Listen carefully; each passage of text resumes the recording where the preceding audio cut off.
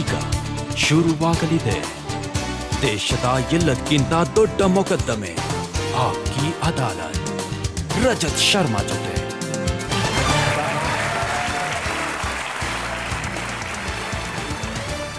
ನಮಸ್ಕಾರ, ಆಪ್ಕಿ ಅದಾಲತ್ಗೆ ನಿಮಗೆ ಸ್ವಾಗತ. ಆಪ್ಕಿ ಅದಾಲತ್ನಲ್ಲಿ ಇವತ್ತು ನಾವು ಹಾಜರುಪಡಿಸ್ತಾ ಇದ್ದೇವೆ ಮೋದಿ ಸರ್ಕಾರದ ಅತ್ಯಂತ ಜೂನಿಯರ್ ಮಿನಿಸ್ಟರ್. ಆಪ್ಕಿ ಅದಾಲತ್ನಲ್ಲಿ ಹಾಜರುಪಡಿಸ್ತಾ ಇದ್ದೇವೆ ಒಬ್ರು ಎಂಥ ಸಿಂಗರ್ ಅಂತಂದ್ರೆ, ಅವರು ಇಡೀ ಜಗತ್ತಿನಲ್ಲಿ ಭಾರತದ ಹೆಸರನ್ನ ಪ್ರಖ್ಯಾತಿಗೊಳಿಸಿದ್ರು. ಅಂಥ ಒಬ್ಬ ಕಲಾವಿದನ್ಗೆ ನೀವೆಲ್ಲರೂ ತುಂಬಾ ಪ್ರೀತಿ ಕೊಟ್ರಿ, ತುಂಬಾ ಉನ್ನತ ಸ್ಥಾನ ಕೊಟ್ರಿ. Please welcome Babul Supriyo.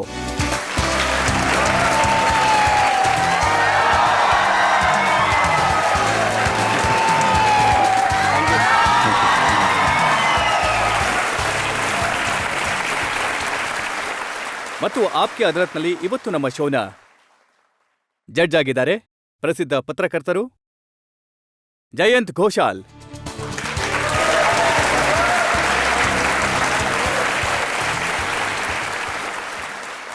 ಆರೋಪಗಳು ಮತ್ತೆ ಪ್ರಶ್ನೆಗಳ ಸರಣಿಯನ್ನ ಶುರು ಮಾಡೋದಕ್ಕಿಂತ ಮುಂಚೆ ಇವತ್ತಿನ ಜಡ್ಜ್ ಜಯಂತ್ ಘೋಷಾಲ್ ಅವರ ಒಪ್ಪಿಗೆ ಕೇಳೋಣ. ಇವತ್ತಿನ ವಿಚಾರಣೆ ಶುರು ಮಾಡೋದಕ್ಕೆ ಇವತ್ತಿನ ವಿಚಾರಣೆನ ಶುರು ಮಾಡಿ.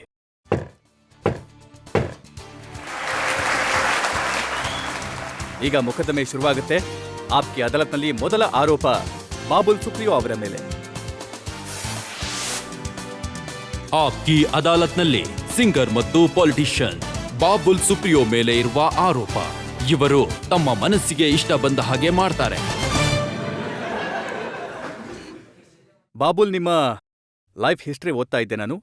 ರಿಸರ್ಚ್ ಮಾಡ್ತಾ ಮಾಡ್ತಾ ಗೊತ್ತಾಗಿದ್ದೇನೆಂದ್ರೆ, ಮನೆಯವರು ಬೇಡ ಅಂದಿದ್ರು, ತಾತ ಬೇಡ ಅಂದಿದ್ರು, ತಂದೆಯವ್ರು ಬೇಡ ಅಂದಿದ್ರು, ಅಮ್ಮ ಬೇಡ ಅಂದಿದ್ರು, ಎಲ್ರೂ ಬೇಡ ಅಂತಂದಿದ್ರು. ಮಗನೇ, ಮುಂಬೈಗೆ ಹೋಗ್ಬೇಡ ಅಂತ. ಕಣ್ಣಲ್ಲಿ ಕಣ್ಣೀರಿತ್ತು, ಆದ್ರೆ ಜಗಳ ಆಡಿ ನೀವು ಹೊರಟೋದ್ರಿ. ಖಂಡಿತ ಸರ್, ಹೌರಾ ಸ್ಟೇಷನ್ನಲ್ಲಿ ಪೂರ್ತಿಯಾಗಿ ಫಿಲ್ಮಿ ವಾತಾವರಣ ನಿರ್ಮಾಣ ಆಗೋಗಿತ್ತು. ಮಮ್ಮಿ ಟಿಫನ್ ಕೊಟ್ರು, ಹೋಗ್ತಾ ಇದೆಯಾ, ಕನಿಷ್ಠ ಪಕ್ಷ ಇದನ್ನಾದ್ರೂ ತಗೊಂಡು ಹೋಗು, ಟ್ರೈನ್ನಲ್ಲಿ ತಿನ್ನು ಅಂತ. ನನಗೆ ಸ್ಟ್ಯಾಂಡರ್ಡ್ ಚಾರ್ಟರ್ಡ್ ಬ್ಯಾಂಕ್ನಲ್ಲಿ 20 ವರ್ಷಕ್ಕೇನೆ ಕೆಲಸ ಸಿಕ್ಬಿಟ್ಟಿತ್ತು. ಆದ್ರೆ ನಾನು ಫರ್ಮ್ಲಿ ಬಿಲೀವ್ ಮಾಡ್ತೀನಿ ಏನಂದ್ರೆ, it's one life one chance ಅಂತ. ಒಂದ್ ವೇಳೆ ನೀವು ಯಾರ್ದಾದ್ರೂ ಮಾತನ್ನ ಕೇಳಬೇಕಿದೆ ಅಂದ್ರೆ, ಮಾತಂತೂ ಯಾರ್ದಾದ್ರೂ ಒಬ್ಬರದನ್ನ ಕೇಳಲೇಬೇಕಾಗತ್ತೆ ಜೀವನದಲ್ಲಿ. ಒಂದ್ ವೇಳೆ ಕೇಳಬೇಕು ಅಂದ್ರೆ ಮನ್ಸಿನ ಮಾತು ಕೇಳಿ, ನಿಮ್ ಮನ್ಸಿನ ಮಾತು ಕೇಳಿ. ಇಫ್ ಯು ಆರ್ ಹ್ಯಾಪಿ, ಒಂದ್ ವೇಳೆ ನೀವು ಟ್ರೈ ಮಾಡಿ ಯಾವ್ದಾದ್ರೂ ವಿಷಯದಲ್ಲಿ ಫೇಲ್ ಕೂಡ ಆದ್ರೆ ನೀವು ಟ್ರೈ ಮಾಡಿದೀರಾ ಅನ್ನೋ ಖುಷಿ ಏನಿದೆಯಲ್ಲ, ಅದು ನಿಮಗೆ ಮುಂದಿನ ಯಾವ್ದಾದ್ರೂ ರಿಸ್ಕಿ ವಿಷಯದಲ್ಲಿ ಟ್ರೈ ಮಾಡೋದಕ್ಕೆ ನಿಮ್ಗೆ ಅಂದ್ರೆ ಸಹಾಯ. ಇದ್ರಲ್ಲಿ ಏನ್ ಖುಷಿ ಸಿಕ್ತು ನಿಮ್ಗೆ? ಇದ್ದ ಕೆಲ್ಸನ ಬಿಟ್ಟು ಮುಂಬೈ ಫುಟ್ಪಾತ್ ಮೇಲೆ ಮಲ್ಗೋದಕ್ಕೆ ಹೊರಟೋದ್ರಲ್ಲ. ಏನಂದ್ರೆ, ಸಂಗೀತ ನನಗೆ ಭಗವಂತನ ಒಂದು ವರದಾನ ಆಗಿದೆ. ನನಗೆ ಪಿತರಜಿತವಾಗಿ ಸಿಕ್ತು. ನನ್ನ ತಾತ NC ಬರಾಲ್ ಸಾಬ್ ತುಂಬಾ ಫೇಮಸ್ ಕಂಪೋಸರ್, ರೈಟರ್ ಆಗಿದ್ರು. ಡ್ಯಾಡಿ, ಅಂಕಲ್ ಎಲ್ಲ ಹಾಡ್ತಿದ್ರು. ನನಗೆ ಆ ಥರ ಅನಿಸಿತ್ತು ಏನಂದ್ರೆ, ನನಗೆ ಯಾವಾಗ್ಲೂ ಕೆರೆಯ ಆ ಕಡೆ ಏನಿಟ್ಟಿದ್ರಲ್ಲ ಅದನ್ನ ನೋಡೋದಕ್ಕೆ ತುಂಬಾ ಕ್ರೇಜ್ ಇಟ್ಕೊಂಡಿದ್ದೆ ನಾನು. ಮತ್ತೆ ನನಗೆ ಆ ಥರ ಅನಿಸಿತ್ತು ಏನಂದ್ರೆ, ಒಂದ್ ವೇಳೆ ಭಗವಂತ ನನಗೆ ಈ ಹಾಡನ್ನ ಹಾಡೋ ಸಾಮರ್ಥ್ಯ ಕೊಟ್ಟಿದ್ದಾನಂದ್ರೆ, ಒಂದ್ ವೇಳೆ ನನ್ನ ಮನ್ಸಲ್ಲಿ ಬಾಲಿವುಡ್ನ ಸಿಂಗರ್ ಆಗೋ ಇಚ್ಛೆ ಇದೆ ಅಂತ ಅಂದ್ರೆ, ಆಗ ಅವೆರಡು ಎಲ್ಲೋ ಒಂದ್ ಕಡೆ ಒಂದಕ್ಕೊಂದು ಅಂದ್ರೆ ತಪ್ಕೊಂಡಿರ್ತವೆ. It is for me to leave something and go to Bombay. At least ಯಾವ ಸಿಟಿಲಿ ಬಾಲಿವುಡ್ ಇದೆಯೋ ಆ ಸಿಟಿಗಂತೂ ಹೋಗ್ತೀನಿ. ಅಲ್ಲಿ ತಲುಪಿ ಕೆಲಸ ಒಂದ್ ವೇಳೆ ಮಾಡ್ಲೇಬೇಕಂದ್ರೆ, ಡ್ಯಾಡಿ ಅವರ ಒಬ್ನೇ ಮಗ ಆಗಿದ್ದೀನಿ, ಅವ್ರಿಗನ್ಸ್ತು ಮಗ ಹಾಳಾಗ್ತಿದ್ದೇನೆ ಅಂತ. ಒಂದ್ ವೇಳೆ ನಾನು ಅಲ್ಲಿಗೆ ಹೋಗಿ ಗೋಲ್ ಏನಿದೆಯೋ ನಾನು ಅದನ್ನ ಸಾಧಿಸಿದ್ರೆ, ಆಗ ಅಲ್ಟಿಮೇಟ್ಲಿ ಡ್ಯಾಡಿಗೆ ಖುಷಿ ಸಿಗುತ್ತೆ. ಇದು ನನ್ನ ತಲೆಯಲ್ಲಿತ್ತು. ಮತ್ತೆ ಫೇಲ್ ಆದ್ರೆ ಯಾವ ಪೇಪರ್ ನಲ್ಲಿ ಬರ್ತೀನೋ ಬಾಬುಲ್ ಸುಪ್ರಿಯೋ ಫೇಲ್ ಆದ ಅಂತ. ನಾನಂತೂ ಯಾರು ಇರ್ಲಿಲ್ಲ ಆ ಸಮಯದಲ್ಲಿ, ಹಾಗಾಗಿ I just wanted to do it. ಆದ್ರೆ ಪ್ರಾರಂಭದಲ್ಲಿ ಸಾಕಷ್ಟು ಕಷ್ಟ ಇತ್ತು. ನಾನು ಕೇಳ್ಪಟ್ಟೆ ನೀವು ಮ್ಯೂಸಿಕ್ ಡೈರೆಕ್ಟರ್ಗೆ ಫೋನ್ ಮಾಡ್ತಾ ಇದ್ರಿ, ಯಾರು ಫೋನ್ ಎತ್ತಾ ಇರ್ಲಿಲ್ಲ ಅಂತ. ಅದ್ಯಾವುದೋ ದೊಡ್ಡ ವಿಷಯ ಅಲ್ಲ ರಜತ್ಜಿ. ಆದ್ರೆ ಒಬ್ನೇ ಮ್ಯೂಸಿಕ್ ಡೈರೆಕ್ಟರ್ 6 ತಿಂಗಳ ತನಕ ಟಾಯ್ಲೆಟ್ನಲ್ಲೇ ಇರಲಿ, ಇದು ತುಂಬಾ ದೊಡ್ಡ ಕಷ್ಟದ ವಿಷಯ ಆಗೋಗುತ್ತೆ. ಪ್ರತಿದಿನ ಫೋನ್ ಮಾಡಿ, ಬೇರೆ ಬೇರೆ ಟೈಮ್ನಲ್ಲಿ ಫೋನ್ ಮಾಡಿದ್ರು ಟಾಯ್ಲೆಟ್ ಹೋಗೋದಕ್ಕೂ ಕೂಡ ಒಂದು ಟೈಮ್ ಇರುತ್ತೆ, ನಮ್ಮೆಲ್ರಿಗೂ ಗೊತ್ತಿದೆ. ಒಂದು ಸಡನ್ ಟೈಮ್ನಲ್ಲಿ ನಾವು ಹೋಗ್ತೀವಿ. ಹೆಚ್ಚಾಗಿ ಒಂದ್ ವೇಳೆ ಇಫ್ ಯು ಆರ್ ಓಕೆ, ಸಮಸ್ಯೆ ಇದ್ರೆ ಅದು ಪರವಾಗಿಲ್ಲ. ಬಟ್ ಪ್ರತಿದಿನ ನೀವು ಫೋನ್ ಮಾಡಿದ್ರೆ ಟಾಯ್ಲೆಟ್ನಲ್ಲಿದ್ದಾರೆ, ಪ್ರತಿದಿನ ನೀವು ಫೋನ್ ಮಾಡಿದ್ರೆ ಸ್ನಾನ ಮಾಡ್ತಿದ್ದಾರೆ. ಹಾಗಾಗಿ ನನಗೆ ಕೆಲವೊಮ್ಮೆ ಅನ್ಸುತ್ತೆ, ಇವರು ಹಾಡುಗಳನ್ನ ಯಾವಾಗ ಮಾಡ್ತಾರೆ, ಇಷ್ಟೊಂದು ಟೈಮ್ನ ಟಾಯ್ಲೆಟ್ನಲ್ಲೇ ಕಳೆದ್ರೆ. ಹಾಗಾಗಿ ನನಗೆ ಆ ಥರ ಅನಿಸುತ್ತೆ ಏನಂದ್ರೆ, ಅದೆಲ್ಲ ಆ ಸಮಯದಲ್ಲಿ ಮೊಬೈಲ್ ಇರ್ತಿರ್ಲಿಲ್ಲ. ಇವಾಗಂತೂ ಕನಿಷ್ಠ ಪಕ್ಷ ನೀವು ಮೆಸೇಜ್ ಆದ್ರೂ ಮಾಡ್ಬೋದು. ಅದು ವಾಟ್ಸಪ್ನಲ್ಲಿ ಬ್ಲೂ ಟಿಕ್ ಬರುತ್ತೆ. ಹಾಗಾಗಿ ಗೊತ್ತಾಗುತ್ತೆ ಏನಂದ್ರೆ, ಮೆಸೇಜ್ ನೀವು ಡಿಲೀಟ್ ಕಳಿಸಿದಿರಾ ಕನಿಷ್ಠ ಪಕ್ಷ ಅಂತ. ಆಗಂತೂ ಅದೆಲ್ಲ ಏನೂ ಇರ್ಲಿಲ್ಲ. ಮತ್ ನಾವು ಲೈನಲ್ಲಿ ನಿಂತಿರ್ತಿದ್ವಿ. ಇಸಿಕ್ ನಗರದಲ್ಲಿ ನಾನು ಒಂದು ಬಾಲ್ಕನಿಲಿ ಇರ್ತಿದ್ದೆ. ಡ್ಯಾಡಿಯಿಂದ ಕೂಡ ದುಡ್ಡು ತಗೊಂಡಿರ್ಲಿಲ್ಲ. ನಂದು 2 ವರ್ಷ ನಾನು ಕೆಲಸ ಮಾಡಿದ್ದೆ ಬ್ಯಾಂಕ್ನಲ್ಲಿ, ಅದ್ರದ್ದು ಕೂಡ ದುಡ್ಡು ತಗೊಂಡಿರ್ಲಿಲ್ಲ. ಮತ್ತೆ ಲೈನ್ನಲ್ಲಿ ನಿಂತಿರ್ತಿದ್ವಿ, ಮತ್ತೆ ಪ್ರತಿ ಸ್ಟ್ರಗಲರ್ಗೆ 2 ಫೋನ್ ಮಾಡೋ ಅವಕಾಶ ಇತ್ತು. ಆಮೇಲೆ ನೀವು ಲೈನ್ ಬಿಟ್ಟು ಮತ್ತೊಮ್ಮೆ ನೀವು ಹಿಂದೆ ಹೋಗಿ ನಿಂತ್ಕೋಬೇಕಿತ್ತು. ಎಲ್ಲರೂ ಸ್ಟ್ರಗಲರ್ ಆಗಿದ್ರು. ಹಾಗಾಗಿ ಇಸಿಕ್ ನಗರ ಏನಿತ್ತು ಅದು actually employees of the state insurance corporation Nagar actually ಆಗಿತ್ತು. ಮತ್ತೆ ಅದಕ್ಕೆ ಹೆಸರು ಕೊಡ್ಲಾಗಿತ್ತು ಏನಂದ್ರೆ experience strugglers of the Indian cinema Nagar. ಯಾಕೆಂದ್ರೆ ಯಾರೆಲ್ಲ ಅಲ್ಲಿ ಒಳಗಡೆ ಇದ್ದಾರೋ ಅವರು 10 ವರ್ಷಗಳಿಂದ ಸ್ಟ್ರಗಲ್ ಮಾಡ್ತಾ ಇದ್ದಾರೆ. ಒಮ್ಮೊಮ್ಮೆ ಭಯ ಆಗ್ತಿತ್ತು ಏನಂದ್ರೆ ಈ ವ್ಯಕ್ತಿಗಳು ಕೂಡ ಏನ್ ಹೇಳ್ತಿದ್ರು ತಮ್ಮ ಬಗ್ಗೆ ಮತ್ತೆ ತಮ್ಮ ಫ್ಯೂಚರ್ ನ ಬಗ್ಗೆ, ಏನ್ ಕನಸು ಕಾಣ್ತಿದ್ದಾರೋ. ನಾನು ಅದೇ ಕನಸು ಕಾಣ್ತಾ ಇದ್ದೀನಿ. ಏನು ಇವ್ರ ತರ ನಾನು ಹುಚ್ಚಾಗೋಗಿದ್ದೀನಿ? ಏನು ನಮ್ಮಿಬ್ರಲ್ಲೂ ನಮ್ಮೆಲ್ರಿಗೂ ಎಲ್ಲನೂ ಸೇಮೆ ಇದೆಯಾ? ನಾವು ಫೇಲ್ಯೂರ್ ಆಗಿ ಉಳಿದ್ಬಿಡ್ತೀವ? ಆ ಸಮಯದಲ್ಲಿ ಏನಿತ್ತು, ಸಾಕಷ್ಟು ಬಾರಿ ಕೆಲವು ಒಳ್ಳೆ ವ್ಯಕ್ತಿಗಳು ನಮಗೆ ಸಿಕ್ಬಿಡ್ತಾರೆ. ಮತ್ತೆ you kind of take small strides in life and ಮೊದಲನೇ ಸಕ್ಸಸ್ನ ಅವಕಾಶ ಎಲ್ಲಿ ಸಿಕ್ತು ನಿಮ್ಗೆ? ಮೊದಲನೇ ಸಕ್ಸಸ್ನ ಅವಕಾಶ ಅಂತೂ ಸಿಕ್ಕಿತ್ತು ಯಾವಾಗಂದ್ರೆ ನಾನು ಕೋಲ್ಕತ್ತಾಯಿಂದ ಬಾಂಬೆಗೆ ಬರೋದಕ್ಕೆ ಪ್ರಯತ್ನ ಮಾಡಿದ್ನೋ, ಆಗ ಗೀತಾಂಜಲಿ ಎಕ್ಸ್ಪ್ರೆಸ್ ಇತ್ತು. ಅದರಲ್ಲಿ ಜನರಲ್ ಕಂಪಾರ್ಟ್ಮೆಂಟ್ ಅಲ್ಲಿ ಕೂಲಿಗೆ 12 ರೂಪಾಯಿ ಕೊಟ್ಟೆ. ಆಗ ಕನಿಷ್ಠ ಪಕ್ಷ ಕೂರೋಕ್ ಜಾಗ ಸಿಕ್ತು. ಅದು ಎಲ್ಲದಕ್ಕಿಂತ ಮೊದಲನೇ ಸಕ್ಸಸ್ ಆಗಿತ್ತು. ಅದಾದ್ಮೇಲೆ ಇಲ್ಲ ಅಂದ್ರೆ ಶುರುನಲ್ಲೇ ತುಂಬಾ ದೊಡ್ಡ ಪ್ರಯಾಣ ಇರುತ್ತೆ, 38 ಗಂಟೆಗಳದ್ದು. ಮೊದಲೇ ದೊಡ್ಡ ಹೊಡೆತ ಬಿದ್ದಿತ್ತು, ಹಾಗಾಗಿ ಅದಾಯ್ತು. ಆಮೇಲೆ ನೋಡಿ, ನಾನು I always try to take things in a little bit of humour. Sometimes it work for you. ಒಮ್ಮೊಮ್ಮೆ ಆಗುತ್ತೆ, ಕೆಲವೊಮ್ಮೆ ಆಗಲ್ಲ. ಕಲ್ಯಾಣ್ ಜಿ ಭಾಯ್ಗೆ ನಾನು ಪ್ರತಿದಿನ ಫೋನ್ ಮಾಡ್ತಿದ್ದೆ ಆ ಸಮಯದಲ್ಲಿ. ಆಗ ಒಂದು ದೊಡ್ಡ ಫಿಲ್ಮ್ ಇಂಡಿಯಾ ಡೈರೆಕ್ಟರ್ ಬರ್ತಿತ್ತು, ಅದರಲ್ಲಿ ಎಲ್ಲರ ನಂಬರ್ ಇರ್ತಿತ್ತು. ಹಾಗಾಗಿ ಆ ಪುಸ್ತಕನ ಮೊದಲೇ ಸೆಕೆಂಡ್ ಹ್ಯಾಂಡ್ಗೆ ಖರೀದಿ ಮಾಡಿದ್ದೆ. ಹೊಸದ್ರ ಬೆಲೆ ಜಾಸ್ತಿ ಇರೋದು, ಹಾಗಾಗಿ ಸೆಕೆಂಡ್ ಹ್ಯಾಂಡ್ ಅಲ್ಲಿ ತಗೊಂಡಿದ್ದೆ. ಆಗ ಅದರಿಂದ ಎಲ್ರಿಗೂ ಫೋನ್ ಮಾಡ್ತಿದ್ದೆ. ಹಾಗಾಗಿ ಕಲ್ಯಾಣ್ ಜಿ ಭಾಯ್ಗೆ ಪ್ರತಿದಿನ ಫೋನ್ ಮಾಡ್ತಿದ್ದೆ, ಯಾರಾದ್ರೂ ಎತ್ತೋರು. ಆಗ ಅವರು ಹೇಳ್ತಿದ್ರು ಏನಂದ್ರೆ ಬಿಸಿ ಇದಾರೆ, ಇವತ್ತು ಸಿಗೋಕ್ಕಾಗಲ್ಲ ಅಂತ. ನಂಬರ್ ಕೂಡ ನನಗೆ ಏನೋ ನೆನಪಿದೆ, ಅದು 38671994. ಈಗ ಬದಲಾಗಿದೆ ಅಂತ ಹೇಳಿದ್ರು ಅವ್ರೇನೆ. ಹಾಗಾಗಿ ಒಂದಿನ ಕಲ್ಯಾಣ್ ಜಿ ಅವರೇ ಖುದ್ದಾಗಿ ಫೋನ್ ಎತ್ತಿದ್ರು. ಆಗ ಅವರು ಮತ್ತೆ ನಾನು ಹೇಳಿದೆ ಏನಂದ್ರೆ, ಸರ್ ಹೀಗೆ ನಾನು ಬೆಂಗಾಲಿಂದ ಬಂದಿದ್ದೀನಿ, ನನಗೆ ಸಿಗ್ತೀರಾ ಅಂತ. ಇಲ್ಲ, ನಮ್ದು ಫಾರಿನ್ ಟೂರ್ ಆಗ್ತಿದೆ, ಆಗೋದಿದೆ, ತುಂಬಾ ಬಿಸಿ ಇದ್ದೀವಿ, ನೀವು 6-7 ತಿಂಗಳ ನಂತರ ಬನ್ನಿ ಅಂತ ಅಂದ್ರು. ಆಗ ಹೇಳಿದೆ ನಾನು, ಸರ್ ನೀವು ಫೋನಲ್ಲಿ ಹೇಗೆ ಅರ್ಥ ಮಾಡ್ಕೋತೀರಾ ಏನಂದ್ರೆ ಐ ಆಮ್ ನಾಟ್ ಗುಡ್ ಅಂತ. ನನ್ನ ಧ್ವನಿನ ಒಂದ್ಸಲ ಕೇಳಿ, ನೀವು ಒಂದ್ ವೇಳೆ ಕೆಟ್ಟದಾಗಿದ್ರೆ ನಾನು ಇನ್ನೊಂದ್ಸಲ ನಿಮ್ಮ ಹತ್ರ ಬರೋದಿಲ್ಲ ಅಂತ. I don't know why he felt. ಅವ್ರಿಗೆ ಕಾನ್ಫಿಡೆನ್ಸ್ ತುಂಬಾ ಇಷ್ಟ ಆಯ್ತು ಅನ್ಸುತ್ತೆ. ಹಾಗಾಗಿ ಹೇಳಿದ್ರು ತಕ್ಷಣ ಬಂದ್ಬಿಡು ಅಂತ. ಈಗಂತೂ ಹೇಳ್ಬಿಟ್ರು, ನೀವ್ ಎಲ್ಲಿದ್ದೀರಾ, ಪೆಡಲ್ ರೋಡ್ ಹೇಗೆ ತಲುಪೋದು. ಹಾಗಾಗಿ ಇದು ಫಸ್ಟ್ ಇತ್ತು. ಮೊದಲನೇ ದಿನ ಹೋದ್ನಲ್ಲ ಅಲ್ಲಿಗೆ, ಅವ್ರನ್ನ ಧ್ವನಿ ಕೇಳಿಸ್ಕೊಂಡ್ರು. ಹೋಮ್ ವರ್ಕ್ ಮಾಡ್ಕೊಂಡು ಹೋಗ್ತಿದ್ದೆ. ಹಾಗಾಗಿ ಯಾವ ಮ್ಯೂಸಿಕ್ ಡೈರೆಕ್ಟರ್ ಹತ್ರ ಹೋಗ್ತಿದ್ನ, ಅವ್ರದೇ ಫಿಲ್ಮ್ ನ ಹಾಡ್ತಿದ್ದೆ. ಹಾಗಾಗಿ ಅವ್ರಿಗೆ ಮೇರೆ ಜೀವನ್ ಕೋರ ಕಾಗಜ್ ಕೇಳಿಸ್ದೆ. ಅವ್ರಿಗೆ ಇಷ್ಟ ಆಯ್ತು. ಅವ್ರು ನನಗೆ ಇರೋದಕ್ಕೆ ಹೇಳಿದ್ರು, ಸ್ವಲ್ಪ ಹೊತ್ತಿರು, ನನ್ನ ಜೊತೆ ಡಿನ್ನರ್ ಮಾಡು ಅಂತ. ಆಗ ಅವ್ರು ಹೇಳಿದ್ರು, ಚಿಂತೆ ಮಾಡ್ಬೇಡ, ನಿನ್ನ ಅಪ್ಪ ಅಮ್ಮನ ಕರ್ಸು, ನಾನು ಅವ್ರಿಗೆ ಅರ್ಥ ಮಾಡಿಸ್ತೀನಿ. ಏನಂದ್ರೆ ಬ್ಯಾಂಕ್ನಲ್ಲಿ ಕೆಲಸಕ್ಕೋಸ್ಕರ ಇಷ್ಟೊಂದು ಕಷ್ಟ ಕೊಡ್ಬೇಡಿ ಮಗನ್ಗೆ, ಅವನನ್ನ ಬಾಂಬೆಲಿ ಇರೋಕೆ ಬಿಡಿ, ಏನಾದ್ರು ಒಂದು ಆಗುತ್ತೆ ಅಂತ. ದೆನ್ ಇಮಿಡಿಯೇಟ್ಲಿ ಅವರು ನನಗೆ ಬಚ್ಚನ್ ಸಾಬ್ ಅವರ ವರ್ಲ್ಡ್ ಟೂರ್ ನಡೀತಾ ಇತ್ತು, ಆಗೋದ್ರಲ್ಲಿತ್ತು. ಅದ್ರಲ್ಲಿ ಅವ್ರು ನನಗೆ ರೆಕಮೆಂಡ್ ಮಾಡಿದ್ರು. ಅಂಡ್ ದೆ ಟುಕ್ ಮೀ, ಅಂದ್ರೆ ಮೊದಲನೇ ಬಾರಿ ಪಾಸ್ಪೋರ್ಟ್ ನಲ್ಲಿ ಸ್ಟಾಂಪ್ ಬಿತ್ತು. I was with Bachchan sahab in his world tour in 1993. So that was my first break. ಮತ್ತವರ ಏನೋ ಶೋ ಇತ್ತು ಬಚ್ಚನ್ ಸಾಬ್ ಅವರದ್ದು, ಅದ್ ನೋಡಿ ಅಂತ ಸರ್ಪ್ರೈಸ್ ಆಗುತ್ತೆ ಅಂದ್ರೆ, ಅದು ಏನು ವೆಂಬ್ಲಿ ಅರೆನಾದಲ್ಲಿ ಸ್ಟೇಡಿಯಂನಲ್ಲಿ ಏನೋ ಶೋ ಆಗುತ್ತೋ. It got released as a film, Jumma Chumma in London. ನಿಮಗೆ ನೆನಪಿರ್ಬೋದು. ನಾವು 93ನಲ್ಲಿ ಆ ಟೂರ್ ಮಾಡಿದ್ವಿ. 1992 ಅಲ್ಲಿ ಅರೌಂಡ್ ಆಗಸ್ಟ್ನಲ್ಲಿ ನನ್ನ ಬ್ಯಾಂಕ್ನ ಹತ್ರ ಪ್ಯಾರಡೈಸ್ ಸಿನಿಮಾ ಹಾಲ್ನಲ್ಲಿ, ಎಸ್ಪ್ಲೆನಾಡ್ನಲ್ಲಿ ನಾನು ಪಿಕ್ಚರ್ನ ನೋಡಿದೆ, ಆ ಶೋ. ಮತ್ ನನಗನ್ನಿಸ್ತು, ಇಷ್ಟೊಂದು ದೊಡ್ಡ ಓವರ್ ಲಾರ್ಜರ್ ದನ್ ಲೈಫ್ ಹೇಗೆ ಈ ತರ ಶೋ ಆಗ್ಬೋದು ಅಂತ. ಲಿಟಲ್ ಡಿಡ್ ಐ ನೋ ಏನಂದ್ರೆ, in 6 months life will give me a surprise and I am going to be in that show. So risk ತಗೋತಾ ಇರಿ. Sometimes you get a beating, sometimes you get a good sense of success.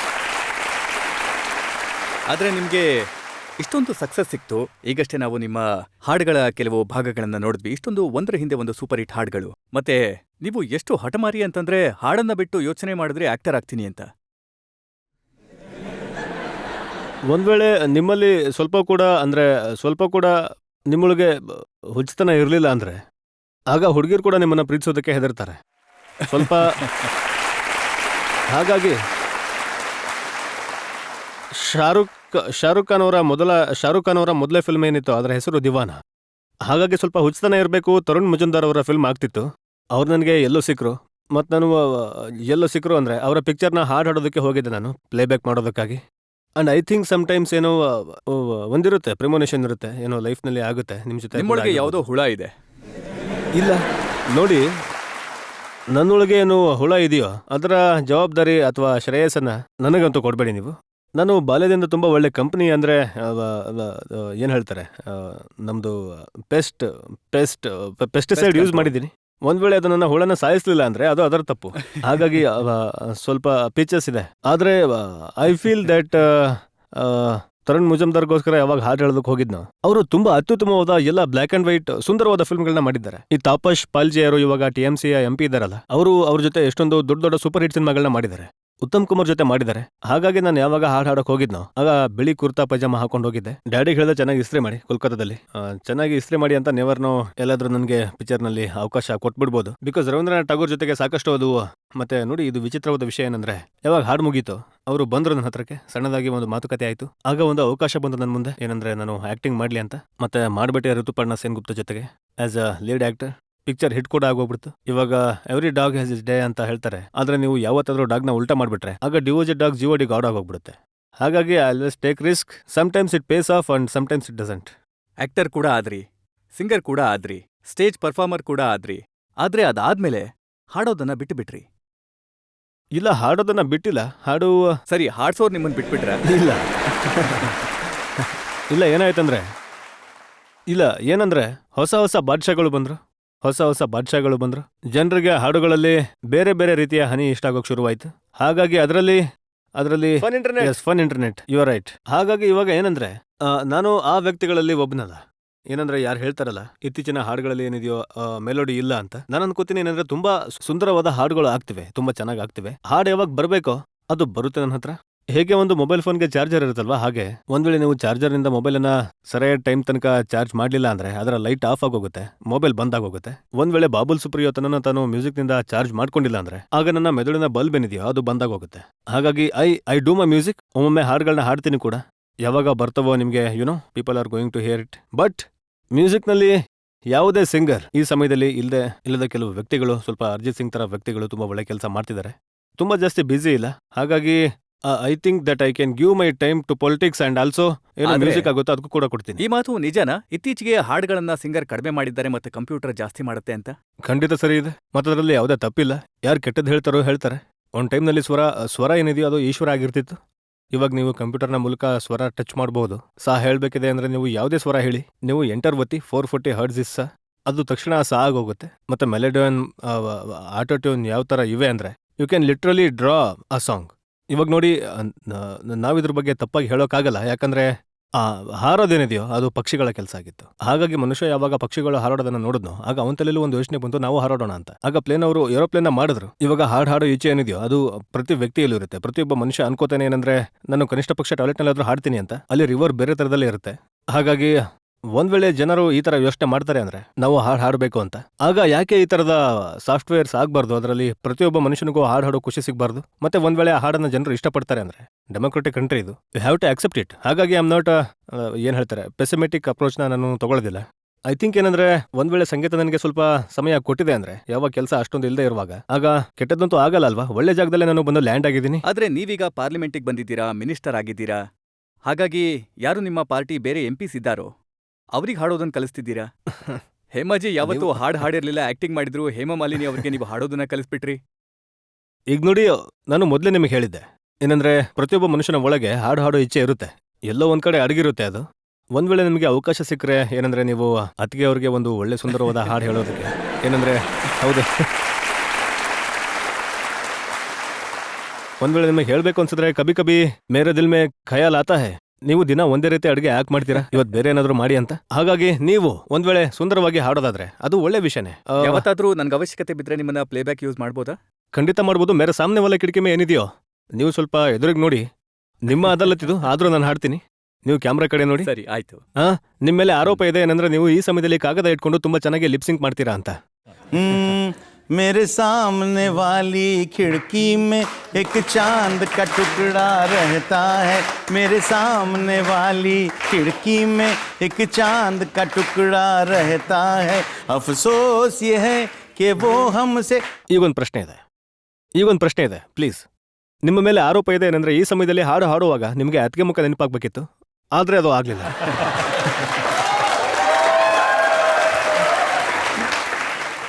ನನಗಂತೂ ಒಂದೇ ಮುಖ ಯಾವಾಗ್ಲೂ ನೆನಪಾಗತ್ತೆ. ಏನೋ ನಿಮಗೆ ಗೊತ್ತಿದೆ ಅಲ್ವಾ? ಜನರಲ್ ಯಾರಾದ್ರೂ ಪ್ರಶ್ನೆ ಕೇಳೋದಕ್ಕೆ ಇಷ್ಟಪಡ್ತೀರಾ? ನಾನು ನಿಮ್ ಹತ್ರ ಇದನ್ನ ಕೇಳಕ್ ಇಷ್ಟಪಡ್ತೀನಿ. ಏನಂದ್ರೆ, ಯಾವ ರೀತಿ ನೀವು ಮ್ಯೂಸಿಕ್ ಇಂಡಸ್ಟ್ರಿಯ ಪರ್ಸನ್ ಆಗಿದ್ರೂ ಕೂಡ ಇದರಲ್ಲಿ ಎಂಟ್ರಿ ಆಗಿದ್ದೀರಾ ಪೊಲಿಟಿಕ್ಸ್ ಅಲ್ಲಿ. ಹಾಗಾಗಿ ನೀವು ಇಷ್ಟಪಡ್ತೀರಾ ಬೇರೆ ವ್ಯಕ್ತಿಗಳು ಕೂಡ ಮ್ಯೂಸಿಕ್ ಇಂಡಸ್ಟ್ರಿಯಲ್ಲಿ ಇರೋರು ಪೊಲಿಟಿಕ್ಸಿಗೆ ಬರಬೇಕು ಅಂತ? ಮ್ಯೂಸಿಕ್ ಇಂಡಸ್ಟ್ರಿಯಲ್ಲಿ ಇದ್ಕೊಂಡು ಕೂಡ ಸಾಕಷ್ಟು ವ್ಯಕ್ತಿಗಳು ಪೊಲಿಟಿಕ್ಸ್ ಮಾಡ್ತಾರೆ. ಹಾಗಾಗಿ ಪೊಲಿಟಿಕ್ಸ್ ಮಾಡೋದಕ್ಕೋಸ್ಕರ ಮ್ಯೂಸಿಕ್ ಇಂಡಸ್ಟ್ರಿಯಿಂದ ಮ್ಯೂಸಿಕ್ ಇಂಡಸ್ಟ್ರಿಯಿಂದ ಪಾಲಿಟಿಕ್ಸ್ಗೆ ಬರೋ ಅವಶ್ಯಕತೆ ಇಲ್ಲ. ನಾನು ಪ್ರಯತ್ನ ಮಾಡಿದೆ. ನಾನು ಅನ್ಕೋತೀನಿ ಏನಂದ್ರೆ ಹಾಡುಗಳಲ್ಲೂ ಕೂಡ ನಾನು I created to people's request and made them happy. Show ನಂತರ ಅವ್ರ ಮುಖದ ಮೇಲೆ ನಗು ಇರಬೇಕು. ಹಾಗೇನೆ ಪೀಪಲ್ಸ್ ರೆಪ್ರೆಸೆಂಟೇಟಿವ್ ಆಗಿರೋ ಕಾರಣ ಏನ್ ನಿಮ್ ಹತ್ರ ರಿಕ್ವೆಸ್ಟ್ ಬರ್ತಿದ್ಯೋ ನೀವು ಒಂದ್ ವೇಳೆ ಅದರದ್ದು 30-40% ಅನ್ನ ನೀವು ಪೂರ್ತಿ ಮಾಡಿದ್ರು ಕೂಡ ಆಗ ನಮ್ಮ ಪ್ರಪಂಚದಲ್ಲಿ ಜನ ತುಂಬಾ ಖುಷಿಯಾಗಿ ಹೋಗ್ತಾರೆ. ಹಾಗಾಗಿ ಹಾಗಾಗಿ ಈಗ ಇಲ್ಲಿ ಯಾರು ರಿಕ್ವೆಸ್ಟ್ ಮಾಡ್ತಾರೋ ಅವರನ್ನ ನೀವು ಖುಷಿ ಪಡಿಸಿ ಸಾಕಷ್ಟು ಜನರು ರಿಕ್ವೆಸ್ಟ್ ಇದೆ. ಜಿ ಹೇಳಿ. ಏನಾದ್ರೂ ರಿಕ್ವೆಸ್ಟ್ ಮಾಡೋದಕ್ಕೆ ಇಷ್ಟಪಡ್ತೀರಾ? ಸರ್ ನಂಗೆ ಈ ಹಾಡ್ ಕೇಳ್ಬೇಕನ್ನಿಸ್ತಿದೆ, ಘಟ ಸಾವನ್ಕಿ ಘಟ. ನೀವು ನೋಡಿ ಎಷ್ಟೊಂದು ದೊಡ್ಡ ಸೂಪ್ ಇದು ಅಂತ. ಇದು ನೀವು ಪೂರ್ತಿ ದೇಶದಲ್ಲಿ ಏನಿದೆಯೋ ತುಂಬಾ ಕೆಟ್ಟ ರೀತಿ ಬರಗಾಲ ಬಂದಿದೆ ಅಲ್ವಾ? ನೀರು ಮಳೆ ಆಗ್ತಿಲ್ಲ, ನೀರು ಬರ್ತಿಲ್ಲ. ಜನರು ಪೂರ್ತಿ ದೇಶದಲ್ಲಿ ಏನಿದಾರಲ್ಲ ಇದೇ ಪ್ರಾರ್ಥನೆ ಮಾಡ್ತಿದ್ದಾರೆ, ಮಳೆ ಬಂದ್ಬಿಡ್ಲಿ ಅಂತ. ಈ ಸಮಯದಲ್ಲಿ ನಾನು ಒಂದ್ ವೇಳೆ ಹಠ ಸಾವನ್ಕಿ ಘಟ ಹಾಡ್ಬಿಟ್ರೆ ಆಗ ಪೊಲಿಟಿಕಲಿ ರಾಂಗ್ ಆಗೋದು. ಆದ್ರೆ ಯಾಕೆ ಹಾಡಬಾರ್ದು ಅಂದ್ರೆ ನೀವು ರಿಕ್ವೆಸ್ಟ್ ಮಾಡಿದೀರಾ. ನಾನು ಇದು ಸಲ್ಮಾನ್ ಖಾನ್ ಅವರ ಹಿಟ್ ಪಿಕ್ಚರ್ನ ಹಾಡು ಅಂತ ಹೇಳಿ ನಾನು ಹಾಡ್ಬಿಡ್ತೀನಿ. ಆಗ ನಾನು ಈಸಿಯಾಗಿ ತಪ್ಪಿಸ್ಕೋಬಹುದು. ನಂದೇನು ತಪ್ಪಿಲ್ಲ ಅಂತ. ಹಿಟ್ ಹಾಡು ಇದು ಸಲ್ಮಾನ್ ಭಾಯ್ದು, ನಾನು ಹಾಡ್ತೀನಿ. मेरे सपनों का वो राजा, मेरे दिल का वो राजकुमार, मैं तो उसकी दीवानी बनूंगी, उस पे आने लगा मुझको प्यार. अरे करता हूँ उसका मैं अब इंतजार, करता हूँ उसका मैं अब इंतजार, ये तो है तुझको पता. ये ನಿಮ್ ಫೇವ್ರೆಟ್ ಹಾಡು ಯಾವ್ದಿದೆಯೋ ಸರ್ ಒಂದ್ಸಲ ಅದನ್ನೇ ಕೇಳಿಸ್ಬಿಡಿ.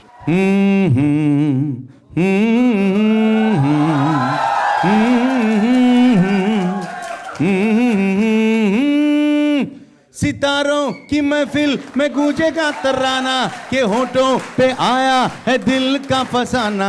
सितारों की महफिल में गूंजेगा तराना, के होठों पे आया है दिल का फसाना.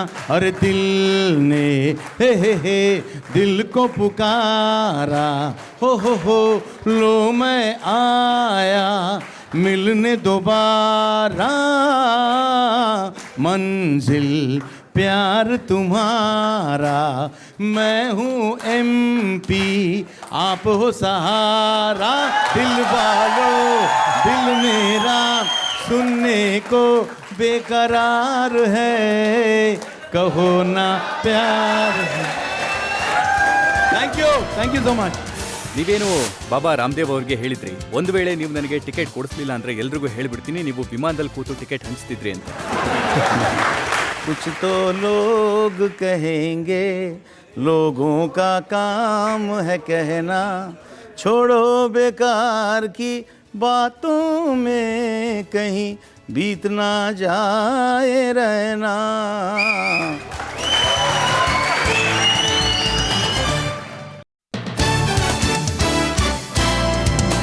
Welcome back. ಆಪ್ಕೆ ಅದಾಲತ್ನಲ್ಲಿ ಇವತ್ತು ನಮ್ಮ ಅತಿಥಿಯಾಗಿದ್ದಾರೆ ಬಾಬುಲ್ ಸುಪ್ರಿಯೋ. ಆಪ್ಕೆ ಅದಾಲತ್ನಲ್ಲಿ ಮುಂದಿನ ಆರೋಪ. ಆಪ್ಕಿ ಅದಾಲತ್ನಲ್ಲಿ ಸಿಂಗರ್ ಮತ್ತು ಪೊಲಿಟಿಷಿಯನ್ ಬಾಬುಲ್ ಸುಪ್ರಿಯೋ ಮೇಲೆ ಇರುವ ಆರೋಪ. ಇವರು ರಾಜಕೀಯದಲ್ಲಿ ಬಲವಂತವಾಗಿ ನುಗ್ಗಿದ್ರು. ಈಗ ನೋಡಿ, ನಿಮಗೆ ಯಾವುದೇ ಪೊಲಿಟಿಕಲ್ ಬ್ಯಾಕ್ಗ್ರೌಂಡ್ ಇರಲಿಲ್ಲ. ಫ್ಯಾಮಿಲಿಯಲ್ಲಿ ಎಲ್ಲರೂ ಸಿಂಗರ್ ಆಗಿದ್ರು, ಮ್ಯೂಸಿಕ್ನವರಾಗಿದ್ರು.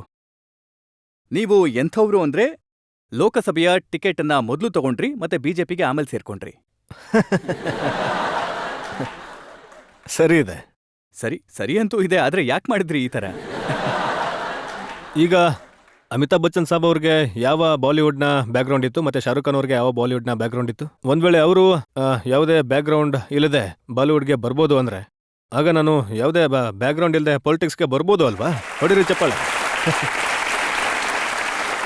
ಎಲ್ರಿಗೂ ಗೊತ್ತಿದೆ ಪೊಲಿಟಿಕ್ಸ್ನಲ್ಲಿ ನನ್ನ ಗುರು ರಾಮದೇವ್ಜಿ ಅಂತ, ಅದರಲ್ಲಿ ಯಾವುದೇ ಇದಿಲ್ಲ. ಫ್ಲೈಟ್ನಲ್ಲಿ ದಿಲ್ಲಿಯಿಂದ ನಾನು ಒಂದು ಶೋ ಮುಗಿಸಿ ವಾಪಸ್ ಹೋಗ್ತಿದ್ದೆ. ನನ್ನ ಪಕ್ಕದ ಸೀಟಲ್ಲಿ ರಾಮದೇವ್ಜಿ ಕೂತಿದ್ರು. ತುಂಬಾ ನಗುಮುಖದ ಬಾಬಾ ಅವರು, ಫ್ರೆಂಡ್ಲಿ ಬಾಬಾ ಅವರು. ಮತ್ತೆ ಇಲ್ಲ, ಇದರಲ್ಲಿ ನಗುವಂಥದ್ದೇನಿದೆ, ಸಿಕ್ಕಾಕಿಸ್ತೀರ ನನ್ನ. ಆಗ ಅವರ ಸೆಕ್ರೆಟರಿ ಅವ್ರಿಗೆ ಹೇಳಿದ್ರು ಏನಂದ್ರೆ ಇವನು ಬಾಲಿವುಡ್ನ ಸಿಂಗರ್ ಮತ್ತೆ ಇವನು ಈ ತರದ ಹಾಡುಗಳನ್ನ ಹಾಡ್ತಾನೆ ಅಂತ. ಆಗ ನನಗೆ ಅವರನ್ನ ಯಾವಾಗ್ಲೂ ಟಿವಿಲಿ ನೋಡ್ತಿದ್ವಿ, ಈಸ್ ಅ ಪಾಪ್ಯುಲರ್ ಪರ್ಸನ್. ಮತ್ತೆ ನಾನು ಅವ್ರ ಜೊತೆ ತಮಾಷೆ ಮಾಡ್ತಾ ಇದ್ದೆ, ಏನಂದ್ರೆ ಬಾಬಾಜಿ ನೋಡಿ ನಂದೇನು ತಪ್ಪಿಲ್ಲ ಅಂತ. ನೋಡಿ, ಆದ್ರೆ ನಾವು ತುಂಬಾ ತಪ್ಪು ಕೆಲಸ ಮಾಡ್ತೀವಿ. ಈ ಏನೋ ಹಾಡೋ ಕೆಲಸ ಏನಿದೆಯಲ್ಲ, ಇವನ್ ಹೀರೋಗಳು ಕೂಡ ಯಾವಾಗ ಫಿಲ್ಮ್ ನಲ್ಲಿ ಯಾವ್ದಾದ್ರು ಹುಡುಗಿನ ಅಂದ್ರೆ ಶುದ್ಧ ಹಿಂದಿಲಿ ಹೇಳೋದಾದ್ರೆ ಪಟಾಯಿಸೋಕೆ ಇಷ್ಟಪಡ್ತಾರೋ ಆಗ ಅವರು ಕೂಡ ಸ್ವತಃ ಹಾಡು ಹೇಳೋದಿಲ್ಲ, ನಮ್ಮಿಂದ ಹಾಡಿಸ್ತಾರೆ, ಯಾಕಂದ್ರೆ ಪಾಪ ನಮ್ಮ ಮೇಲೆ ಬರ್ಲಿ ಅಂತ. ಹಾಗಾಗಿ ಈ ತರ ತಮಾಷೆ ಮಾಡ್ತಿದ್ದೆ. ಆಮೇಲೆ ನಾನು ಹೇಳಿದೆ, ಬಾಬಾ ನೀವು ನನಗೆ ಕಪಾಲ್ ಬತ್ತಿ ಕಲ್ಸ್ಕೊಡಿ. ನಾನ್ ನಿಮ್ಗೆ ಚೋರಿ ಬಾತಿ ಕಲ್ಸ್ಕೊಡ್ತೀನಿ ಅಂತ. ಇವಾಗ ಚೋರಿ ಬಾತಿ ಬೆಂಗಾಲಲ್ಲಿ ಇದರ ಅರ್ಥ ಏನಂದ್ರೆ ಪಿಕ್ನಿಕ್ ಅಂತ. ಅವ್ರು ಕೇಳಿದ್ರು ಏನಿದು ಅಂತ. ಐಸೈಡ್ ಅದರಲ್ಲಿ ಎಷ್ಟೋ ಜನರು ಏನಿದ್ರು ಪೂರ್ತಿ ಮೊಹಲ್ಲಾ ಒಂದ್ ಲಾರಿಯಲ್ಲಿ ಬಂದ್ಬಿಡ್ಬೋದು ಅಂತ. ಬಂಗಾಳದಲ್ಲಿ ಯಾವಾಗ ಒಂದು ಪಿಕ್ನಿಕ್ ಆಗುತ್ತೋ ಅದನ್ನ ಚೋರಿ ಬಾತಿ ಅಂತ ಹೇಳ್ತಾರೆ. ಪೂರ್ತಿ ಮೊಹಲ್ಲಾ ಏನಿರುತ್ತೆ ಅಲ್ಲ, 2 ಲಾರಿಯಲ್ಲಿ ಕುತ್ಕೊಂಡು ಅವರು ಹೊರಟು ಹೋಗ್ತಾರೆ. ಮತ್ತೆ ಎಲ್ಲೋ ಒಂದ್ ಕಡೆ ಹೋಗಿ ಊಟ ಮಾಡ್ತಾರೆ, ಅವರು ಪಿಕ್ನಿಕ್ ಮಾಡ್ತಾರೆ.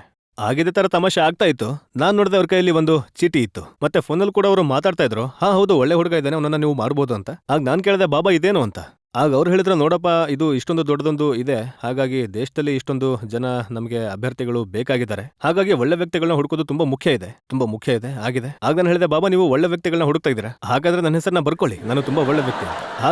ಹಾಗಾಗಿ ಈ ತರ ತಮಾಷೆಲಿ ಅದು ಆಯ್ತು. ಆಮೇಲೆ ಅವ್ರು ಹೇಳಿದ್ರು, ಅರೆ ಏನ್ ಹೇಳ್ತಿದ್ಯಾ ಅಂತ. ಆಗ ನಾನು ಹೇಳಿದೆ, ನೀವು ಬರ್ಕೊಳ್ಳಿ, ನೀವು ನನಗೆ ನನ್ನ ಹೆಸರನ್ನ ಅದರಲ್ಲಿ ಬರ್ದ್ಬಿಡಿ, ನಾನು ಬೆಂಗಳೂರಿಂದ ನಿಮಗೆ ಒಂದ್ ಸೀಟನ್ನ ಎಷ್ಟು ಕಷ್ಟ ಬೇಕಾದ್ರೂ ಪಟ್ಟು ಗೆದ್ಕೊಡ್ತೀನಿ ಅಂತ. ಆಗ ಸ್ವಲ್ಪ ಆಶ್ಚರ್ಯಪಟ್ರು. ಆಮೇಲೆ ಹೀಗೆ ತಮಾಷೆಲಿ ಮಾತು ನಡೀತಾ ಇತ್ತು. ಆಗ ಅವರು ಸೆಕ್ರೆಟರಿಗೆ ಹೇಳಿದ್ರು, ಸ್ವಲ್ಪ ಇಂಟ್ರೆಸ್ಟಿಂಗ್ ಹುಡುಗ ಇದ್ದಾನೆ ಇವನು, ನಂಬರ್ನ ತಗೋ ಅಂತ. ಆಮೇಲೆ ಒಂದು ವಾರದ ನಂತರ ಅವರ ಆಫೀಸಿಂದ ಫೋನ್ ಬಂತು, ಮಾತುಕತೆ ಆಯ್ತು. ಆಗ ನಾನು ಹೇಳಿದೆ, ನೋಡಿ joke is a very serious thing, ನಾನು ತಮಾಷೆಲಂತೂ ಹೇಳಿದ್ದೆ, ಆದ್ರೆ ನಂಗೆ ಅನ್ಸಿತ್ತು ಆ ಮೂಮೆಂಟ್ ತುಂಬಾ ಸ್ಪೆಷಲ್ ಆಗಿದೆ ಅಂತ. ಆಗ ಅವ್ರು ಅಂದ್ರು, ಇಲ್ಲ ಒಂದ್ ವೇಳೆ ನೀವು ಸೀರಿಯಸ್ ಆಗಿದ್ದೀರಾ ಅಂದ್ರೆ ವಿ ಕ್ಯಾನ್ ರೆಕಮೆಂಡ್ ಯು. ಆಮೇಲೆ ನೀವು ಖರ್ಚು ಇತ್ಯಾದಿ ಏನಿದೆಯೋ ವೋಟ್ನಲ್ಲಿ ನೀವು ಹೋಲ್ ಹಾರ್ಟೆಡ್ಲಿ ಮಾಡೋಕ್ಕಾಗುತ್ತಾ, ಹೇಗ್ ಬರ್ತೀರಾ, ಅದರಲ್ಲಿ ಸಾಕಷ್ಟು ನಿಮ್ದು ಇನ್ಫ್ರಾಸ್ಟ್ರಕ್ಚರ್ ಇರಬೇಕು, ಆಬ್ವಿಯಸ್ಲಿ ಇರಬೇಕು. ಆಗ ನಾನು ಹೇಳಿದೆ, ನೋಡಿ ನನಗೆ ಅದರಲ್ಲಿ ಯಾವುದೇ ಅನುಭವ ಇಲ್ಲ, ನಾನು ಏನು ಮಾಡೋಕ್ಕಾಗಲ್ಲ. ಆದ್ರೆ ಎಕ್ಸಾಕ್ಟ್ಲಿ ಯಾವ ವರ್ಡ್ಸ್ ನಾನು ಹೇಳಿದೆ ಏನಂದ್ರೆ, ಬ್ಯಾಲೆನ್ಸ್ ಶೀಟ್ ನಲ್ಲಿ ಏನಿರುತ್ತಲ್ಲ, ಅಸೆಟ್ ಸೈಡ್ ನಲ್ಲಿ ಗುಡ್ ವಿಲ್ ಅಂತ ಒಂದು ವಸ್ತು ಇರುತ್ತೆ. ಅದರಲ್ಲಿ ಯಾರದ್ದು ಯಾವುದೇ ಟ್ಯಾಂಜಿಬಲ್ ಆಗಿ ಕಾಣಿಸಲ್ಲ, ಆದ್ರೆ ಅದಕ್ಕೆ ದೊಡ್ಡ ವ್ಯಾಲ್ಯೂ ಇರುತ್ತೆ. ನಾನು ಹೇಳಿದೆ ಏನಂದ್ರೆ, ನಾನು ಮನ್ಸರ ಸ್ಪರ್ಧೆ ಮಾಡ್ತೀನಿ, ಒಂದ್ ವೇಳೆ ನೀವು ನನಗೆ ಸಪೋರ್ಟ್ ಮಾಡಿದ್ರೆ ನಾನು ಬೆಂಗಳೂರಿಂದ ಖಂಡಿತ ಒಂದ್ ಸೀಟ್ ಅಂತೂ ಡೆಫಿನೆಟ್ಲಿ ಗೆದ್ದು ಬರ್ತೀನಿ ಅಂತ. ಒಂದ್ ವಾರ ಆದ್ಮೇಲೆ ಫೋನ್ ಬಂತು, ಸರಿ ನೀವು ಖರ್ಚು ಮಾಡೋಕಾಗದೇ ಇದ್ರು ಪರವಾಗಿಲ್ಲ, we will support you in everything, ನೀವು ಬರೀ ಮನ್ಸಿಟ್ಟು ಸ್ಪರ್ಧೆ ಮಾಡಿ ಅಂತ. ಅಂಡ್ ಬಿಫೋರ್ ಐ ನ್ಯೂ, ನಾನು ಕೋಲ್ಕತ್ತಾದಲ್ಲಿ ಇಂಡೋರ್ ಸ್ಟೇಡಿಯಂನಲ್ಲಿ ಬೆಸ್ಟ್ ಮೇಲ್ ಪ್ಲೇಬ್ಯಾಕ್ ಸಿಂಗರ್ದು ನನಗೆ ಅವಾರ್ಡ್ ಸಿಕ್ತಿತ್ತು. ನಾನು ಹೊರಗಡೆ ಬಂದೆ, ಅವಾರ್ಡ್ ತಗೊಂಡು, ಶಾನೋದ ನನಗೆ ಅವಾರ್ಡ್ ಕೊಟ್ಟಿದ್ದು. ಹೊರಗೆ ಬಂದೆ, ನೋಡಿದ್ರೆ ತುಂಬಾ ಕ್ಯಾಮ್ರಾ ಇದ್ವು. ಆಗ ನಾನು ಹೇಳಿದೆ, ಆಕಸ್ಮಿಕವಾಗಿ ಯಾವ ಅವಾರ್ಡ್ ಸಿಕ್ಬಿಡ್ತು, ಇಷ್ಟೊಂದು ಇವು ಬಂದ್ಬಿಟ್ಟಿವೆ ಅಂತ. ಅಂದ್ರೆ ಖಂಡಿತ ಏನಾದ್ರು ತಪ್ಪು ಮಾಡಿದ್ದೀನಿ ಅನಿಸ್ತು, ನಾನು ಎಲ್ಲೋ ಏನಾದ್ರು ಬಂದಿರುತ್ತೆ. ಆಗ ಅವ್ರು ಹೇಳಿದ್ರು ಏನಂದ್ರೆ, ಹೆಡ್ ಕ್ವಾರ್ಟರ್ಸ್ ಇಂದ ನಿಮ್ಮ ಹೆಸರು ಅನೌನ್ಸ್ ಆಗಿದೆ ನೋಡಿ, ಅಂತ. ಕೆಲವರಂತೂ But ಇದನ್ನು politics- ಕೂಡ ಬರ್ದಿದ್ದಾರೆ. ಬಾಬುಲ್ ಏನಂದ್ರೆ, ನೀವು ಬಾಬಾ ರಾಮದೇವ್ ಅವ್ರಿಗೆ ಹೇಳಿದ್ರಂತೆ, ಒಂದ್ ವೇಳೆ ನೀವು ನನಗೆ ಟಿಕೆಟ್ ಕೊಡ್ಲಿಲ್ಲ ಅಂದ್ರೆ ಎಲ್ರಿಗೂ ಹೇಳ್ಬಿಡ್ತೀನಿ, ವಿಮಾನದಲ್ಲಿ ಕೂತು ನೀವು ಟಿಕೆಟ್ ಹಂಚ್ತಿದ್ರಿ ಅಂತ. ನನಗೆ ನೋಡಿ ಸಾಕಷ್ಟು ಬಾರಿ ಚೆನ್ನಾಗ್ ಅನ್ಸುತ್ತೆ. ಯಾವಾಗ ನಿಮ್ಗೆ ಪೇಪರ್ನಲ್ಲಿ ನಿಮ್ ಬಗ್ಗೆ ಯಾವ್ದಾದ್ರು ಹೊಸ ಕತೆ ಓದಕ್ ಸಿಗುತ್ತೆ, ಅದು ನಿಮಗೆ ಖುದ್ದಾಗಿ ಗೊತ್ತಿರಲ್ಲ. ನಿಮ್ ಹತ್ರ ಎಷ್ಟೊಂದು ದುಡ್ಡಿದೆ ಅಂತ ಪೇಪರ್ನವ್ರು ಬರೀತಾರೆ, ನಿಮ್ ಜೊತೆ ಈ ತರದ ಘಟನೆಗಳು ನಡೆದಿವೆ ಅಂತ ಅದನ್ನ ಪೇಪರ್ನವರು ಬರೀತಾರೆ. ಹಾಗಾಗಿ ಸಾಕಷ್ಟು ಸಲ ಈ ತರದ ಘಟನೆಗಳು ನಡೀತವೆ.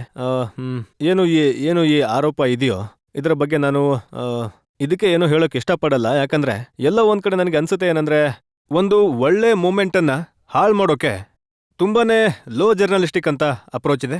ಇದಕ್ಕೋಸ್ಕರ ನಾನು ಇದರ ಬಗ್ಗೆ ಯಾವುದೇ ಉತ್ತರ ನಾನು ಕೊಡಲ್ಲ.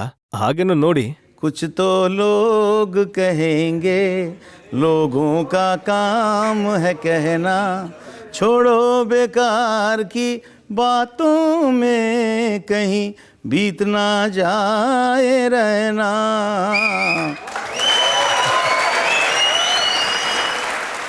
ನೀವು ಪಾರ್ಟಿಲಿ ಕೆಲಸನೂ ಮಾಡ್ಲಿಲ್ಲ, ಒಂದು ಪೈಸಾನು ಖರ್ಚು ಮಾಡ್ಲಿಲ್ಲ, ಮತ್ತೆ MP ಆಗಿ ಬಂದ್ಬಿಟ್ರಿ.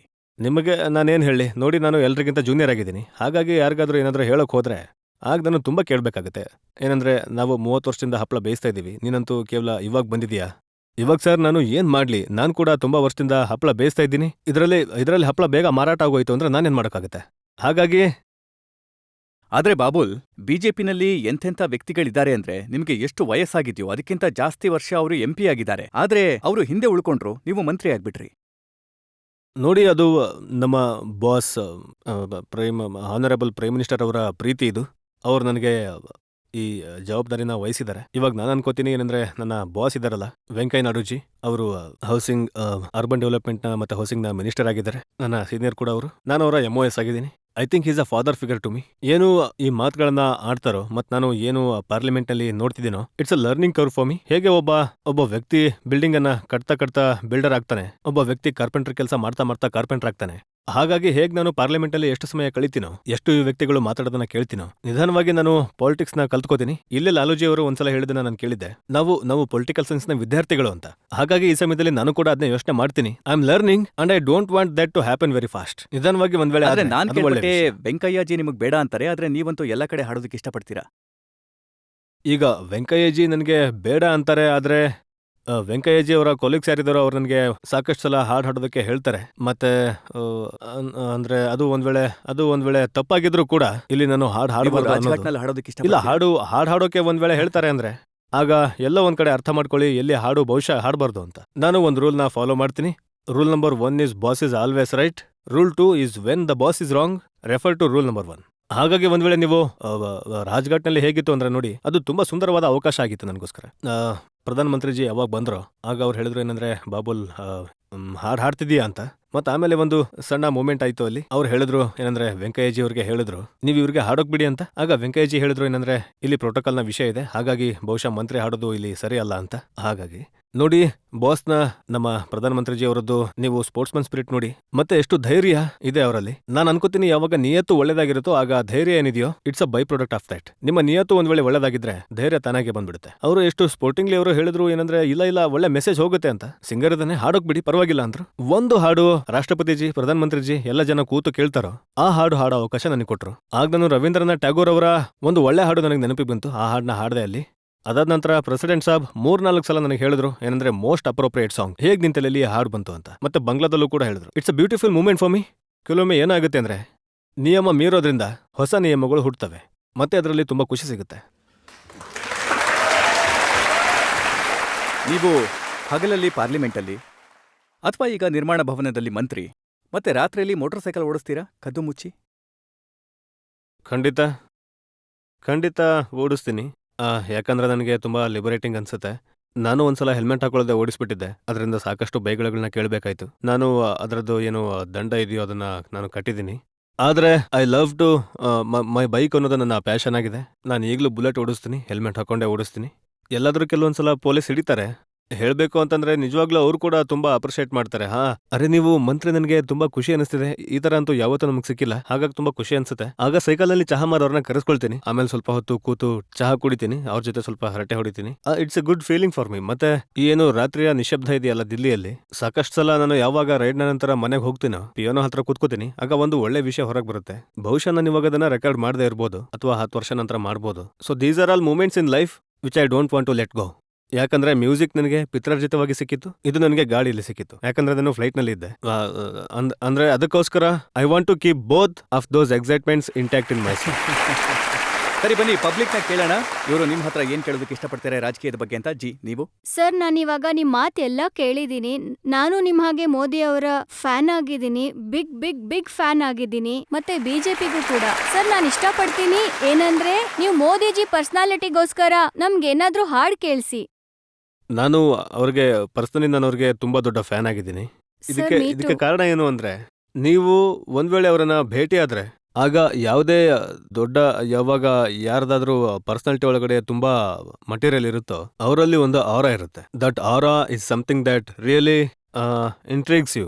ನಿಮಗೆ ಆ ವ್ಯಕ್ತಿತ್ವದ ಬಗ್ಗೆ ಇನ್ನೂ ತಿಳ್ಕೊಳ್ಳೋ ಇಚ್ಛೆ ಜಾಸ್ತಿ ಆಗುತ್ತೆ. ಅವರು ಏನ್ ಯೋಚನೆ ಮಾಡ್ತಿದ್ದಾರೆ, ಏನೋ ಆ ಯೋಚನೆ ಜೊತೆಗೆ ನೀವು ನಿಮ್ಮನ್ನ ಕನೆಕ್ಟ್ ಮಾಡ್ಕೊಂಡು ನೀವೇನು ದೇಶದ ಕೆಲಸ ಮಾಡೋದಕ್ಕೆ ಬಂದಿದ್ದೀರೋ ಅದನ್ನ ನೀವು ಎಕ್ಸಿಕ್ಯೂಟ್ ಮಾಡಬಹುದಾ ಅಥವಾ ಇಲ್ವಾ, ಈ ಇಚ್ಛೆ ಅವರು ಬರೋ ಹಾಗೆ ಮಾಡ್ತಾರೆ. ಹಾಗಾಗಿ ಯಾರು ಗುರುಗಳಿರ್ತಾರೋ, ಯಾರು ದೊಡ್ಡ ಪವರ್ಫುಲ್ ಮೆಂಟಲಿ ಪವರ್ಫುಲ್ ವ್ಯಕ್ತಿಗಳಿರ್ತಾರೋ ಅವರಲ್ಲಿ ಈ ಸಾಮರ್ಥ್ಯ ಇರುತ್ತೆ. ಏನಂದ್ರೆ ಅವರು ಜನರನ್ನ ಇನ್ಫ್ಲೂಯೆನ್ಸ್ ಮಾಡ್ಬೋದು. ಮತ್ತೆ ನಾನು ನಿಮಗೊಂದು ಸಣ್ಣ ಎಕ್ಸಾಂಪಲ್ ಹೇಳ್ತೀನಿ. ಈಗ ಕತೆ ಅಂತ ನಾನು ತುಂಬಾ ಹೇಳ್ಬೋದು. ನಾನು ತುಂಬಾ ದೊಡ್ಡ ದೊಡ್ಡ ವ್ಯಕ್ತಿಗಳನ್ನ ನೋಡಿದೀನಿ, ತುಂಬಾ ದೊಡ್ಡ ದೊಡ್ಡ ವ್ಯಕ್ತಿತ್ವಗಳನ್ನ ನೋಡಿದೀನಿ. ಎಲ್ಲಾದ್ರೂ ಅವ್ರು ಹೋಗ್ತಾರಲ್ವಾ, ಆಗ ಅವರು ಹೀಗೆ ನಿಂತಿರ್ತಾರೆ, ಜನ ಎಲ್ಲ ಬರ್ತಾರೆ, ಕಾಲ್ ಮುಡ್ತಾರೆ, ಮತ್ತವರು ಈ ತರ ಮಾಡ್ತಾ ಇರ್ತಾರೆ, ಸರಿ ಹೇಗಿದ್ದೀರಾ ಅಂತ ಈ ತರ ಎಲ್ಲ ಮಾಡ್ತಾ ಇರ್ತಾರೆ. ನಾನು ಶುರುನಲ್ಲಿ ಪಾರ್ಲಿಮೆಂಟ್ ನಲ್ಲಿ ಸೆಂಟ್ರಲ್ ಹಾಲ್ ನಲ್ಲಿ ಮೋದಿಜಿ ಒಂದು ವಿಷಯ ಹೇಳಿದ್ರು, ನಾನು ಡೈರಿಯಲ್ಲಿ ಬರ್ದಿಟ್ಕೊಂಡಿದ್ದೆ. ನನ್ಗೆ ತುಂಬಾ ಖುಷಿ ಆಯ್ತು. ತುಂಬಾ ಸಣ್ಣ ವಿಷಯ ಅದು. ಅವ್ರು ಹೇಳಿದ್ರು ಏನಂದ್ರೆ, ನೀವೆಲ್ರೂ ಏನಿದ್ದೀರಲ್ಲ, ನನಗೆ ನನ್ನ ಕಾಲು ಯಾವತ್ತು ಮುಟ್ಬೇಡಿ. ಯಾಕಂದ್ರೆ ಯಾರಾದ್ರೂ ನನ್ನ ಕಾಲ್ನ ಮುಟ್ತಾರಲ್ವಾ, ಆಗ ನನಗನ್ಸುತ್ತೆ ಈ ಮನುಷ್ಯ ಏನೋ ಕೇಳ್ಬೋದು ಅಂತ. ಅಥವಾ ಏನಿದೆ, ನನಗೇನು ನನ್ಗೆ ಕೋಪ ಬರುತ್ತೋ, ನಾನು ಸ್ವಲ್ಪ ಡಿಸ್ಟರ್ಬ್ ಆಗಿ ಹೋಗ್ತೀನಲ್ಲ, ಆ ಡಿಸ್ಟರ್ಬೆನ್ಸ್ ಮೈಂಡ್ ನಿಂದ ಹೊರಗೆ ಬರೋದಕ್ಕೆ 1.5-2 ನಿಮಿಷ ಹಿಡಿಯುತ್ತೆ. ಹಾಗಾಗಿ ನೀವು ನನ್ನ ಕಾಲ್ ಮುಟ್ಬೇಡಿ. ಏನೇ ಇರ್ಲಿ, ನೀವು ಒಂದ್ ವೇಳೆ ಯಾರ್ದಾದ್ರೂ ಕಾಲ್ ಮುಟ್ಲೇಬೇಕಂದ್ರೆ ಆಗ ನೀವು ಮೇಲಿರೋನ ಹೆಸರು ಹೇಳಿ, ಅವನ್ ಕಾಲ್ ಮುಟ್ಟಿ, ನನ್ ಕಾಲ್ ಮುಟ್ಬೇಡಿ. ಇವಾಗ ನನ್ನ ಗುರುಜಿ ಇದ್ದಾರೆ ಅಶ್ವಿನಿ ಶರ್ಮಾಜಿ, ಅವ್ರು ಇದನ್ನ ಹೇಳಿದ್ರು ಏನಂದ್ರೆ, ಮ್ಯೂಸಿಕ್ನವನು ಪೊಲಿಟಿಕ್ಸ್ಗೆ ಬರ್ಬೋದಾ ಅಂತ. ನೀವು ಈ ಉತ್ತರ ಕೊಡ್ಬೇಕಾಗಿತ್ತು. ಪೊಲಿಟಿಕ್ಸ್ ಆಲ್ರೆಡಿ ಅವ್ರ ಒಳಗಿದೆ. ಯಾವಾಗ ಅವರ ಪ್ರೋಗ್ರಾಮ್ ಆಗುತ್ತೋ ನನಗೆ ಹಾಡಾಡೋಕ್ ಬಿಡಲ್ಲ, ಯಾಕಂದ್ರೆ ನಾನು ಅವರ ಶಿಷ್ಯ ಆಗಿದ್ದೀನಿ. ಹೇಳ್ತಾರೆ ಒಂದ್ ವೇಳೆ ನೀನು ಹಾಡಿದ್ರೆ ನಮ್ಮವರು ಎಲ್ಲ ಫೇಲ್ ಆಗಿ ಹೋಗ್ಬಿಡ್ತಾರೆ ಅಂತ. ಈಗ ನನ್ನ ಪ್ರಶ್ನೆ ಇದು, ಬಾಬುಲ್ಜಿ ಈಗ ನೀವು ಹಾಡು ಹಾಡಿದ್ರಿ ತುಂಬಾ ಅದ್ಭುತವಾಗಿತ್ತು. मेरे सामने ಇವಾಗ ಈ ಹಾಡನ್ನ ನೀವು ಅವಾಗ ಹಾಡಿದ್ರಿ, ಯಾವಾಗ ರಜತ್ ಜಿ ಇದನ್ನ ಕೇಳಿದ್ರು ನಿಮಗೆ ಏನಂದ್ರೆ ನನಗೆ ಪ್ಲೇಬ್ಯಾಕ್ ಸಿಂಗರ್ ಆಗಿ ಯೂಸ್ ಮಾಡಬೇಕು ನಿಮ್ಮನ್ನ, ಪ್ಲೇಬ್ಯಾಕ್ ಸಿಂಗರ್ ಆಗಿ. ಹಾಗಾಗಿ ನೀವು ಪ್ಲೇಬ್ಯಾಕ್ ಚೆನ್ನಾಗಿ ಹಾಡಿದ್ರಿ. ಆದ್ರೆ ನೀವು ಪ್ರಶ್ನೆ ಕೇಳಿದ್ರಿ ರಜತ್ ಜಿ ಅವರ ಹತ್ರ. ಆ ಪ್ರಶ್ನೆ ಇದಾಗಿತ್ತು ಏನಂದ್ರೆ, ಯಾವಾಗ ನಾನು ಹಾಡು ಹಾಡ್ತಿದ್ನೋ ಆಗ ಪ್ಲೇಬ್ಯಾಕ್ ನಲ್ಲಿ ಕನಿಷ್ಠ ಪಕ್ಷ ಮುಖದ ಮೇಲೆ ಅತ್ತಿಗೆ ಅವರ ಮುಖ ಅಂತೂ ಬರ್ಬೇಕಿತ್ತು ಅಂತ. ನಂದು ಕ್ಷಮಿಸಿ, ನನ್ನ ಪ್ರಶ್ನೆ ಇದಾಗಿದೆ ಬಾಬುಲ್ಜಿ. ಒಂದ್ ನಿಮಿಷ.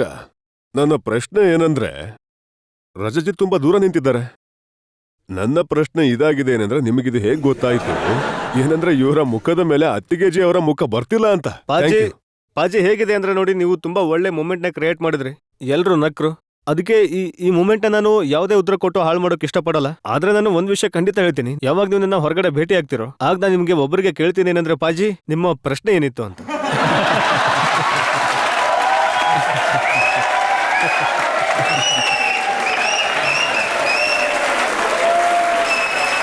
ಇನ್ನೊಂದು ಬ್ರೇಕ್ ತಗೋಬೇಕಾಗಿದೆ ನಾವು. ನಗ್ತಾ ನಗ್ತಾ ಮತ್ತೆ ಆಪ್ಕೆ ಅದಾಲತ್ನಲ್ಲಿ ಬಾಬುಲ್ ಸುಪ್ರಿಯೋ ಅವರ ಮೇಲೆ ಆರೋಪ ಮತ್ತೆ ಪ್ರಶ್ನೆಗಳ ಇನ್ನೊಂದು ಸುತ್ತು. ಒಂದು ಬ್ರೇಕ್ ಆದ್ಮೇಲೆ ದಿಲ್ಲಿನಲ್ಲಿ ಇಡೀ ಬಿಜೆಪಿ ಕೇಜ್ರಿವಾಲ್ನಿಂದ ತಲೆ ಕೆಡಿಸ್ಕೊಂಡಿದ್ದಾರೆ. ಅವರು ಪ್ರತಿದಿನ ಮೋದಿಜಿ ಮೇಲೆ ದಾಳಿ ಮಾಡ್ತಾರೆ. ನೀವು ಅವ್ರಿಗೆ ಹೇಳ್ತಾ ಇದ್ದೀರಾ ಪಬ್ಲಿಕ್ಲಿ ನನ್ನ ರಾಣಿ ಮುಖರ್ಜಿ ಆಗ್ಬಿಡಿ ಅಂತ. ಆ ತರ ನಾನು ಹೇಳಿಲ್ಲ. ನಾನು ಒಂದು ಸಣ್ಣ ಮೆಸೇಜ್ ಅವ್ರಿಗೆ ಹಾಡಿನ ಮೂಲಕ ಹೇಳೋಕೆ ಯಾವ ಇಷ್ಟಪಡ್ತಿದ್ದೆ. ಯಾವ ಹಾಡು? ಅದು सांसों को सांसों में ढलने दो जरा, धीमी सी धड़कन को बढ़ने दो जरा, लम्हों की गुजारिश है ये पास आ जाए हम तुम हम तुम.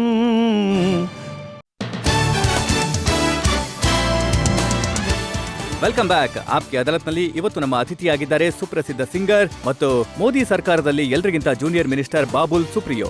ಆಪ್ಕೆ ಅದಾಲತ್ನಲ್ಲಿ ಮುಂದಿನ ಆರೋಪ. ಆಪ್ಕಿ ಅದಾಲತ್ನಲ್ಲಿ ಸಿಂಗರ್ ಮತ್ತು ಪೊಲಿಟಿಷಿಯನ್ ಬಾಬುಲ್ ಸುಪ್ರಿಯೋ ಮೇಲೆ ಇರುವ ಆರೋಪ. ಇವರು ಪಾರ್ಟಿ ಲೈನ್ಗಿಂತ ಬೇರೆಯಾಗೆ ನಡೀತಾರೆ. ನಿಮ್ಮ ಪಾರ್ಟಿ ವ್ಯಕ್ತಿಗಳು ನನಗೆ ಹೇಳ್ತಾರೆ, ಅವರು ಹಗಲು ರಾತ್ರಿ ಮಮತಾ ಬ್ಯಾನರ್ಜಿ ಜೊತೆ ಹೋರಾಡ್ತಿದ್ದಾರೆ, ಅವ್ರಿಗೆ ಒದೆ ಬೀಳ್ತಿದೆ. ಮತ್ತೆ ನೀವು ಮಮತಾ ಬ್ಯಾನರ್ಜಿ ಅವರನ್ನ ಯಾವಾಗ ಭೇಟಿ ಆಗ್ತಿರೋ ಆಗ ನಿಮ್ಮ ಬಾಯಿಂದ ಹೇಗೆ ಧ್ವನಿ ಹೊರಗೆ ಬರುತ್ತೆ ಅಂದ್ರೆ, ದೇಕಾಜೋ ತುಚ್ಕೋ ಯಾರ್ ದಿಲ್ ಮೇ ಬಜಿ ಗಿಟಾರ್. ನಂದೇ ಹಾಡೋದು, ಅದು ಕೂಡ ನಂದೇ ಹಾಡು. 2 ವರ್ಷನಿವೆ, ಒಂದು ಮಿಖಾ ಸಾಬ್ದು, ಇನ್ನೊಂದು ನಂದು. ಇದು ಕೂಡ ನಂದೇ ಹಾಡು. ಆದ್ರೆ ನೋಡಿ, ಇರ್ಬೋದು ಏನಂದ್ರೆ ಮಮತಾ ಬ್ಯಾನರ್ಜಿ ಅವ್ರ ಜೊತೆಗೆ ನಮ್ಮ ಪೊಲಿಟಿಕಲ್ ಹೋರಾಟ ಇದೆ. ತುಂಬಾನೇ ಕಠಿಣ ಹೋರಾಟ ಇದೆ. ಮತ್ತೆ ತುಂಬಾನೇ ಮನ್ಸಿಂದ, ತುಂಬಾ ಕೋಪದಿಂದ ನಾವು ಆ ಹೋರಾಟನ ಮಾಡ್ತಾ ಇದೀವಿ. ನಾನಂತೂ ಹೋರಾಡ್ತಾ ಇದ್ದೀನಿ. ಆದ್ರೆ ಪರ್ಸನಲ್ ಇಕ್ವೇಶನ್ ಅಥವಾ ಪಾರ್ಟಿಯ ಪೊಸಿಷನ್ ಏನಿದೆ, ಪಾರ್ಟಿಯ ಐಡಿಯಾಲಜಿ ಏನಿದೆ, ಮತ್ತೆ ಅದರ ಜೊತೆ ಯಾರು ಒಂದು ಕಾನ್ಸ್ಟಿಟ್ಯೂಷನಲ್ ಚೇರ್ನಲ್ಲಿ ಕೂತಿದಾರೋ ಅದರಲ್ಲಿ ಒಂದ್ ವೇಳೆ ಯಾವಾಗ್ಲೂ ಹೋರಾಟ ಆಗ್ತಾನೆ ಇರುತ್ತೆ ಅಂದ್ರೆ, ಆಗ ಪಬ್ಲಿಕ್ ಆ ಫೆಡರಲ್ ಸ್ಟ್ರಕ್ಚರ್ನ ಲಾಭ ತಗೊಳಕ್ಕಾಗಲ್ಲ. ಏನು ಡೆಲಿವರೇಬಲ್ಸ್ ಇದೆಯೋ ಅದು ಜನರವರೆಗೆ ತಲುಪಲ್ಲ. ಅದಕ್ಕೋಸ್ಕರ ಯಾವಾಗ ಪ್ರಧಾನ ಮಂತ್ರಿಜಿಯವರ ಸಭೆ ಆಗಿತ್ತು ಕೋಲ್ಕತ್ತಾಲಿ, ಏನವರು ಸ್ಪೆಷಲ್ ಸ್ಕೀಮ್ ಲಾಂಚ್ ಮಾಡಿದ್ರು. ಅದಾದ್ಮೇಲೆ ನಾವೆಲ್ಲ ಹೋಗಿ ನಿಂತಿದ್ವಿ, ನಜುಲ್ ಮಂಚ್ನ ಹೊರಗೆ ಹೋಗಿ ನಿಂತಿದ್ವಿ. ಮತ್ತೆ ದಿದಿಯ ಗಾಡಿ ಅಲ್ಲಿತ್ತು, ಮತ್ತೆ ನಮ್ದು ಯಾವ್ದೇ ಗಾಡಿ ಅಲ್ಲಿ ಇರ್ಲಿಲ್ಲ. ಆಗ ಜಯಂತ್ ಸಿನ್ಹಾ ಮತ್ತೆ ನಾನು ಇಬ್ರು ಅಲ್ಲಿ ನಿಂತಿದ್ವಿ. ಆಗ ದಿದಿ ಮುಂದೆಯಿಂದ ಬಂದ್ರು, ಮತ್ತೆ ನಿಮ್ ಗಾಡಿಯಲ್ಲಿದೆ ಅಂದ್ರು. ಆಗ ಪ್ರೋಟೋಕಾಲ್ ಇತ್ತು, ಪ್ರಧಾನ ಮಂತ್ರಿಜಿಯವರ ಸೆಕ್ಯೂರಿಟಿ ಕಾರಣದಿಂದ ಎಲ್ಲ ಗಾಡಿ ಹೊರಗಿತ್ತು. ಆಗ ಅವ್ರು ಹೇಳಿದ್ರು ನನ್ನ ಗಾಡಿಲಿ ಕೂತ್ಕೊಳ್ಳಿ, ನಾನು ಡ್ರಾಪ್ ಮಾಡ್ತೀನಿ ಅಂತ. ನಾವೆಲ್ಲರೂ ರಾಜ್ಭವನಕ್ಕೆ ಹೋಗ್ಬೇಕಾಗಿತ್ತು. ಈಗ ಒಬ್ಬ ಚೀಫ್ ಮಿನಿಸ್ಟರ್ ನನಗೆ ಹೇಳ್ತಿದ್ದಾರೆ, ನೀವು ನನ್ನ ಗಾಡಿಲಿ ಕೂತ್ಕೊಳ್ಳಿ, ನಾನು ನಿಮ್ಮನ್ನ ಗವರ್ನರ್ ಹೌಸ್ಗೆ ನಾವು ಹೋಗ್ತಿದೀವಿ, ನಾನು ನಿಮ್ಮನ್ನ ಅಲ್ಲಿ ಬಿಡ್ತೀನಿ ಅಂತ. ಆಗ ನಾನು ಆ ಸಮಯದಲ್ಲಿ ಕೆಟ್ಟದಾಗ ನಡ್ಕೋಬೇಕಿತ್ತ. ಅವ್ರ ಜೊತೆ ನಂದು ಪೊಲಿಟಿಕಲ್ ಹೋರಾಟ ಇರ್ಬೋದು, ಆದ್ರೆ ಜನರವರೆಗೆ ಕೆಲಸನ ತಲುಪಿಸೋದಕ್ಕೋಸ್ಕರ ನಾನು ಚೀಫ್ ಮಿನಿಸ್ಟರ್ಗೆ ಗೌರವ ಕೊಡಬೇಕಾಗುತ್ತೆ. ಯಾಕಂದ್ರೆ he's an elective representative for the people. ಒಂದ್ ವೇಳೆ ಅಲ್ಲಿ ನಾನು ಬಿಜೆಪಿ ತೃಣಮೂಲ ಕಾಂಗ್ರೆಸ್ ಅಂತ ಯೋಚನೆ ಮಾಡಿದ್ರೆ ಆಗ ಅಲ್ಲಿ ಕ್ಯಾಜುಯಾಲಿಟಿ ಒಬ್ರೇ ಆಗೋದು, ಯಾರು ಸಾಮಾನ್ಯ ಪಬ್ಲಿಕ್ ಇದ್ದಾರೋ ಅವರು. ಎರಡನೇ ವಿಷಯ, ದೀದಿನ ನಾನು ತುಂಬಾ ಬಾರಿ ನಬ್ಬಾನದಲ್ಲಿ ಅವರೆಲ್ಲಿ ಕೂತ್ಕೋತಾರೋ ಅಲ್ಲಿ ನಾನು ಕೆಲವು ಮೀಟಿಂಗ್ಗೋಸ್ಕರ ಅವರನ್ನ ನಾನು ರಿಕ್ವೆಸ್ಟ್ ಮಾಡಿದ್ದೆ. ಆ ಮೀಟಿಂಗ್ಸ್ ನಬ್ಬಾನದಲ್ಲಿ ಆಗ್ಲಿಲ್ಲ. ಆಗ ಅದಕ್ಕೋಸ್ಕರ ನನಗೆ ಆ ಸಮಯದಲ್ಲಿ ಅನಿಸ್ತು, ಒಂದ್ ವೇಳೆ ಪ್ರೀತಿ ದೀದಿ ಮೂಡ ಆ ಸಮಯದಲ್ಲಿ ಚೆನ್ನಾಗಿದೆ ಅಂದ್ರೆ, ನನ್ನನ್ನ ಗಾಡಿಯಲ್ಲಿ ಕೂರಿಸ್ಕೊತಿದ್ದಾರೆ ಅಂದ್ರೆ, ಆಗ ನಾನು ಯೋಚನೆ ಮಾಡ್ಬಿಟ್ಟಿದ್ದೆ, ನನ್ನ 4 ಅಜೆಂಡಾ ಇವೆ, ನಾನು ಅದೇ ಸಮಯದಲ್ಲಿ ಗಾಡಿಲಿ ನಾನು ಮಾತಾಡ್ಬೇಕು ಅಂತ. ನಂಬರ್ 1 ಏನಂದ್ರೆ, ಮೆಟ್ರೋ ರೈಲ್ ನ ಕೆಲಸ, ಈಸ್ಟ್ ವೆಸ್ಟ್ ಮೆಟ್ರೋನ ಕೆಲಸ ತುಂಬಾ ವರ್ಷಗಳಿಂದ ನಿಂತು ಹೋಗಿತ್ತು, ತುಂಬಾ ನಷ್ಟ ಆಗಿತ್ತು. ಹೇಗಾದ್ರೂ ಮಾಡಿ ಎನ್ಕ್ರೋಚ್ಮೆಂಟ್ ನ ತೆರವುಗೊಳಿಸಿ, ಮತ್ತೇನು ರೋಡ್ ಬ್ಲಾಕ್ಸ್ ಇದೆಯೋ ಅದನ್ನ ನಾವು ಡಿಸ್ಕಸ್ ಮಾಡಿ ಬಗೆಹರಿಸ್ಬಿಟ್ರೆ ಈಸ್ಟ್ ವೆಸ್ಟ್ ಮೆಟ್ರೋದ ಕೆಲಸ ಶುರು ಮಾಡಬಹುದು ಅಂತ. ನಾನು ಪ್ರಧಾನ ಮಂತ್ರಿಜಿಯವರನ್ನ ಒಬ್ಬರನ್ನ ಭೇಟಿಯಾಗಿ ಅವರಿಂದ ಪರ್ಮಿಷನ್ ತಗೊಂಡಿದ್ದೆ. Can I take this forward? He said yes. Number 2, ESI hospital ಅಸನ್ಸೋಲ್ನಲ್ಲಿ, ಅದಕ್ಕೋಸ್ಕರ ನಾನು ಲೇಬರ್ ಮಿನಿಸ್ಟರ್ ಜೊತೆ ಮಾತಾಡಿದ್ದೆ. ಅವ್ರು ಹೇಳಿದ್ರು ಏನಂದ್ರೆ, ಹೌದು ಆ ಹಾಸ್ಪಿಟಲ್ನ ಅಪ್ಗ್ರೇಡ್ ಮಾಡೋದಕ್ಕೆ ನಿಮಗೆ ದುಡ್ಡು ಕೊಡ್ತೀವಿ ಅಂತ. ಆದ್ರೆ ನಿಯಮದ ಪ್ರಕಾರ ಎಲ್ಲಿವರೆಗೆ ಚೀಫ್ ಮಿನಿಸ್ಟರ್ ಕೇಂದ್ರೀಯ ಸೆಂಟ್ರಲ್ ಗೌರ್ಮೆಂಟ್ಗೆ ಇದನ್ನ ಬರೆಯೋದಿಲ್ವೋ, ಏನಂದ್ರೆ ಹಾಸ್ಪಿಟಲ್ಗೋಸ್ಕರ ನಮಗೆ ದುಡ್ಡು ಕೊಡಿ ಅಂತ, ಅಲ್ಲಿವರೆಗೆ ಅಧಿಕೃತ ರೂಪದಲ್ಲಿ ನೀವು ದುಡ್ಡನ್ನ ರಿಲೀಸ್ ಮಾಡೋಕ್ಕಾಗಲ್ಲ. ನಾನು ದೀದಿಗೆ ರಿಕ್ವೆಸ್ಟ್ ಮಾಡಿದೆ ಏನಂದ್ರೆ ನೀವು ಪ್ಲೀಸ್ ಇದಕ್ಕೋಸ್ಕರ ಒಂದು ಲೆಟರ್ ಬರ್ಬಿಡಿ ಅಂತ. ನಂಬರ್ 3, ಅಸನ್ಸೋಲ್ ನನ್ನ ಕಾನ್ಸ್ಟಿಟ್ಯೂನ್ಸಿಯನ್ನ ಒಂದು ಡಿಸ್ಟ್ರಿಕ್ಟ್ ಮಾಡ್ಲಿ ಅಂತ. ಅದು ಈಗ ಅನೌನ್ಸ್ಮೆಂಟ್ ಆಗಿದೆ, ಅದಕ್ಕೋಸ್ಕರ ನಾನು ಮಾತಾಡ್ಬೇಕಿತ್ತು. ಮತ್ತೆ 4th, ಒಂದು IAS ಕೇಡರ್ನ, ಬೆಂಗಾಲ್ ಕೇಡರ್ ಒಬ್ಬ IAS ಆಫೀಸರ್ನ ನನ್ನ PS ನ ಲೆಕ್ಕದಲ್ಲಿ ರಿಲೀಸ್ ಮಾಡ್ಬಿಡ್ಲಿ. ಈ 4 ವಿಷಯಗಳ ಬಗ್ಗೆ ನನಗೆ ಮಾತಾಡೋದಿತ್ತು. 4 ನಾನು ಗಾಡಿ ಒಳಗೆ ಮಾತಾಡಿದೆ. ಮತ್ ನೋಡಿ, ಈಸ್ಟ್ ವೆಸ್ಟ್ ಮೆಟ್ರೋ ಜೋರಾಗಿ ಕೋಲ್ಕತ್ತಾದಲ್ಲಿ ಕೆಲಸ ನಡೀತಾ ಇದೆ. ಎಲ್ಲ ಅಡಚಣೆಗಳು ಏನಿತ್ತು ಅದೆಲ್ಲ ಕ್ಲಿಯರ್ ಆಗೋಗ್ಬಿಡ್ತು. ಮತ್ತೆ 2ನೇ ನಂಬರ್ ESI ಹಾಸ್ಪಿಟಲ್ ಅಲ್ಲೂ ಕೂಡ ಅವರು ಲೆಟರ್ ಬರೆದ್ರು. 40 ಕೋಟಿ ರೂಪಾಯಿ ಅದು ಸ್ಯಾಂಕ್ಷನ್ ಆಯ್ತು. ಇವಾಗ ಆ ಕೆಲಸ ಅವರದ್ದು ಶುರು ಆಗೋಗುತ್ತೆ 3 ತಿಂಗಳ ಒಳಗೆ. 3ನೇದು, ಅಸನ್ಸೋಲ್ ಡಿಸ್ಟ್ರಿಕ್ಟ್ಗೋಸ್ಕರ ಮೊದಲೇ ಅನೌನ್ಸ್ಮೆಂಟ್ ಆಗೋಗಿದೆ. ಅದರ ಮಧ್ಯೆ ಯಾವಾಗ ನಾವು ಗಾಡಿಲಿ ಹೋಗ್ತಿದ್ವಲ್ಲ, ಒಂದ್ ವೇಳೆ ಒಬ್ರು ಚೀಫ್ ಮಿನಿಸ್ಟರ್ ನನಗೆ ಪದೇ ಪದೇ ಹೇಳ್ತಾರೆ ಏನಂದ್ರೆ ನಾನು ಜೂನಿಯರ್ ಮೋಸ್ಟ್ ಸೆಂಟ್ರಲ್ ಮಿನಿಸ್ಟರ್ ಆಗಿದ್ದೀನಿ ಅಂತ, ಏನ್ ನನಗೊಂದು ಬಿಹೇವಿಯರಲ್ ಪ್ಯಾಟರ್ನ್ ಇರೋದಿಲ್ವಾ?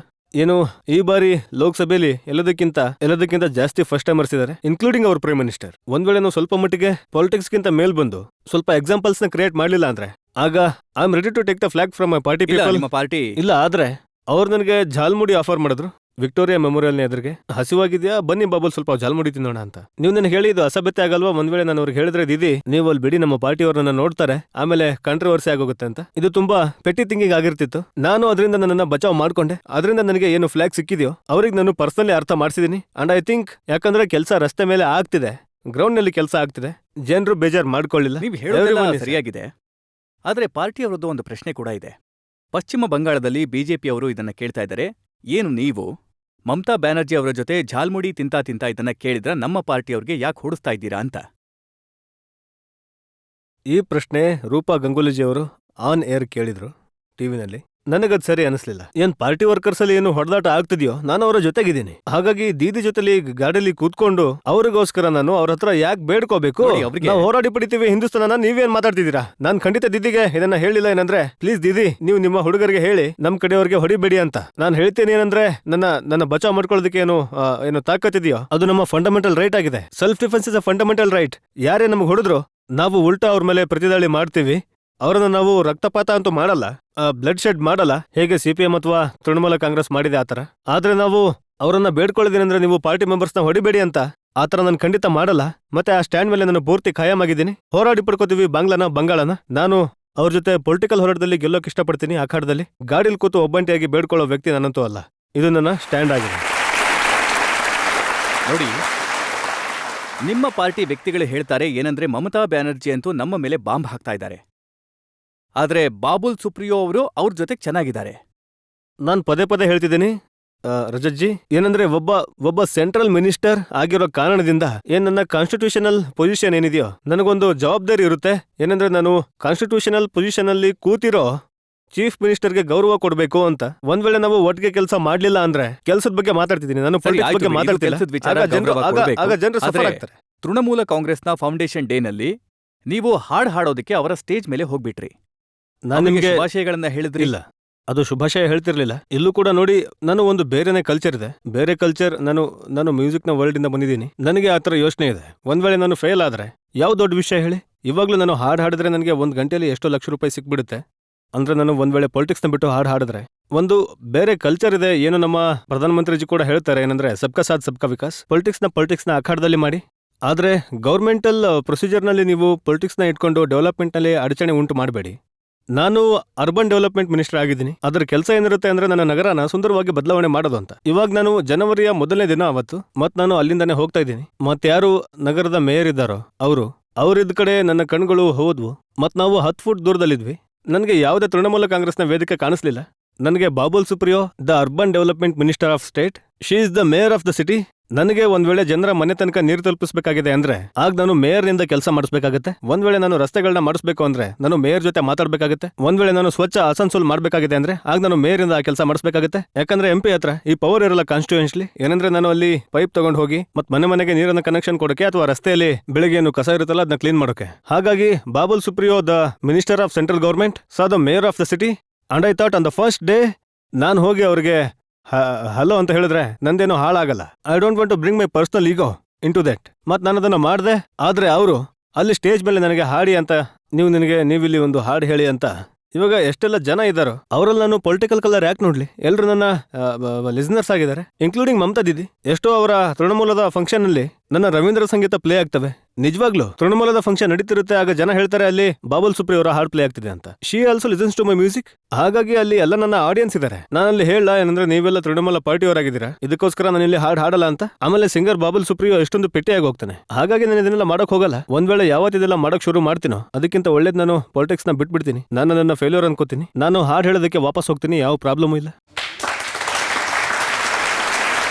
ನೀವು ಎಲ್ಲರನ್ನೂ ಜೊತೆ ಕರ್ಕೊಂಡು ಹೋಗ್ಬೇಕಾಗತ್ತೆ. ರಾಜಕೀಯದ ಜಗಳಗಳು ಕಾಣಿಸ್ಬಾರ್ದು. ಆದ್ರೆ ತಮ್ಮ ಪಾರ್ಟಿಯವರನ್ನು ಕೂಡ ಜೊತೆ ಕರ್ಕೊಂಡು ಹೋಗ್ಬೇಕಲ್ವಾ? ಇಲ್ಲ, ಎಲ್ರು ನನ್ನ ಜೊತೆ ಇದ್ದಾರೆ. ನಾನು ಸರಿ, ಹೇಳಿದೆ ಪಶ್ಚಿಮ ಬಂಗಾಳದ ಮಾತನ್ನ ಒಪ್ಕೋತೀನಿ. ದಿಲ್ಲಿನಲ್ಲಿ ಪೂರ್ತಿ ಬಿಜೆಪಿ ಕೇಜ್ರಿವಾಲ್ನಿಂದ ತಲೆ ಕೆಡಿಸ್ಕೊಂಡಿದ್ದಾರೆ. ಅವರು ಪ್ರತಿದಿನ ಮೋದಿಜಿ ಮೇಲೆ ದಾಳಿ ಮಾಡ್ತಾರೆ. ನೀವು ಅವ್ರಿಗೆ ಹೇಳ್ತಾ ಇದ್ದೀರಾ ಪಬ್ಲಿಕ್ಲಿ ನನ್ನ ರಾಣಿ ಮುಖರ್ಜಿ ಆಗ್ಬಿಡು ಅಂತ. ಆ ಥರ ನಾನು ಹೇಳಿಲ್ಲ. ಅಲ್ಲಿ ನಾನು ಸ್ವಲ್ಪ ಅದು ಹೇಳ್ತಾರಲ್ಲ ತುಂಟತನ ಮಾಡಿದೆ. NBCC ಅಲ್ಲ, ಬಹುಶಃ NDMC ಫಂಕ್ಷನ್ ಒಂದು ಹೊಸ ಆಪ್ ಲಾಂಚ್ ಆಗ್ತಿತ್ತು. ಅವರಲ್ಲಿ ಚೀಫ್ ಮಿನಿಸ್ಟರ್ನ ರೂಪದಲ್ಲಿ ಬಂದಿದ್ರು. ಮತ್ ನಾನು ಅಲ್ಲಿ as the urban development minister of state ಆಗಿ ನಾನು ಅಲ್ಲಿ ಹೋಗಿದ್ದೆ. ಈಗ ವೇದಿಕೆ ಮೇಲೆ ನಾವೇನು ಜಗಳ ಮಾಡ್ತೀವ, ಪಬ್ಲಿಕ್ ಕಿರ್ಚಾಡ್ತಾರೆ ಹಾಡ್ ಹಾಡಿ ಅಂತ ಕಂಟಿನ್ಯೂಸ್ಲಿ ಕಿರ್ಚಾಡ್ತಾರೆ, ಇದನ್ನ ರಿಕ್ವೆಸ್ಟ್ ಮಾಡ್ತಾರೆ. ಅದನ್ನ ನಾನು ತುಂಬಾ ಖುಷಿಯಿಂದ ಅಕ್ಸೆಪ್ಟ್ ಮಾಡ್ತೀನಿ. ಈಗ ಯಾವಾಗ ಸ್ಟೇಜ್ ನಲ್ಲಿ ಇದಿತ್ತೋ ಆಗ ನಾನು ಸ್ವಲ್ಪ ಅವ್ರ ಜೊತೆ ಸ್ವಲ್ಪ ತಮಾಷೆ ಮಾಡಿದೆ. And he took it in good spirits. ಮತ್ ನೀವು ಅದನ್ನ ಯಾವ ರೀತಿಯಾಗಿ ಹಾಡಾಗಿತ್ತು ಅದು? ನಾನು ಹೇಳಿದೆ ಅವ್ರಿಗೆ ಏನಂದ್ರೆ ನೀವು ದಿಲ್ಲಿಯ ರಾಜ ಆಗಿದ್ದೀರಾ, ಮತ್ ನೀವು ಪಬ್ಲಿಕ್ಗೆ ಹೇಳ್ಬಿಟ್ಟಿದ್ದೀರಾ ಏನಂದ್ರೆ ನೀವು ಇವ್ರಿಗೋಸ್ಕರ ಏನ್ ಬೇಕಾದ್ರೂ ಮಾಡ್ತೀನಿ ಅಂತ. ಹಾಗಾಗಿ ಬನ್ನಿ, ನಾನೊಬ್ನೇ ಹಾಡು ಯಾಕೆ ಹಾಡ್ಲಿ, ನೀವು ರಾಜನಿಂದ ಇವತ್ತು ಇವ್ರಿಗೋಸ್ಕರ ರಾಣಿ ಆಗ್ಬಿಡಿ, ನಾನು ಸೈಫ್ ಅಲಿ ಖಾನ್ ಆಗ್ತೀನಿ. ಒಟ್ಟಿಗೆ ನಾವು ಹಮ್ ತುಮ್ನ ಹಾಡ್ ಹಾಡೋಣ. ಏನಂದ್ರೆ ಸೆಂಟ್ರಲ್ ಗವರ್ಮೆಂಟ್ ನ ಜೊತೆ ಯಾವುದೇ ರಾಜ್ಯ ಸರ್ಕಾರ ಒಂದ್ ವೇಳೆ ಈ ತರ ಜಗಳ ಮಾಡ್ತಾನೆ ಇರುತ್ತೆ ಅಂದ್ರೆ ಆಗ again the public will suffer. ಆಗ ನಾನು ಒಂದು ಸಣ್ಣ ಮೆಸೇಜ್ ಅವರಿಗೆ ಹಾಡಿನ ಮೂಲಕ ಕೊಡೋಕೆ ಇಷ್ಟಪಟ್ಟಿದ್ದೆ. ಅದು सांसों को सांसों में ढलने दो जरा, धीमी सी धड़कन को बढ़ने दो जरा, लम्हों की गुजारिश है ये पास आ जाए हम तुम,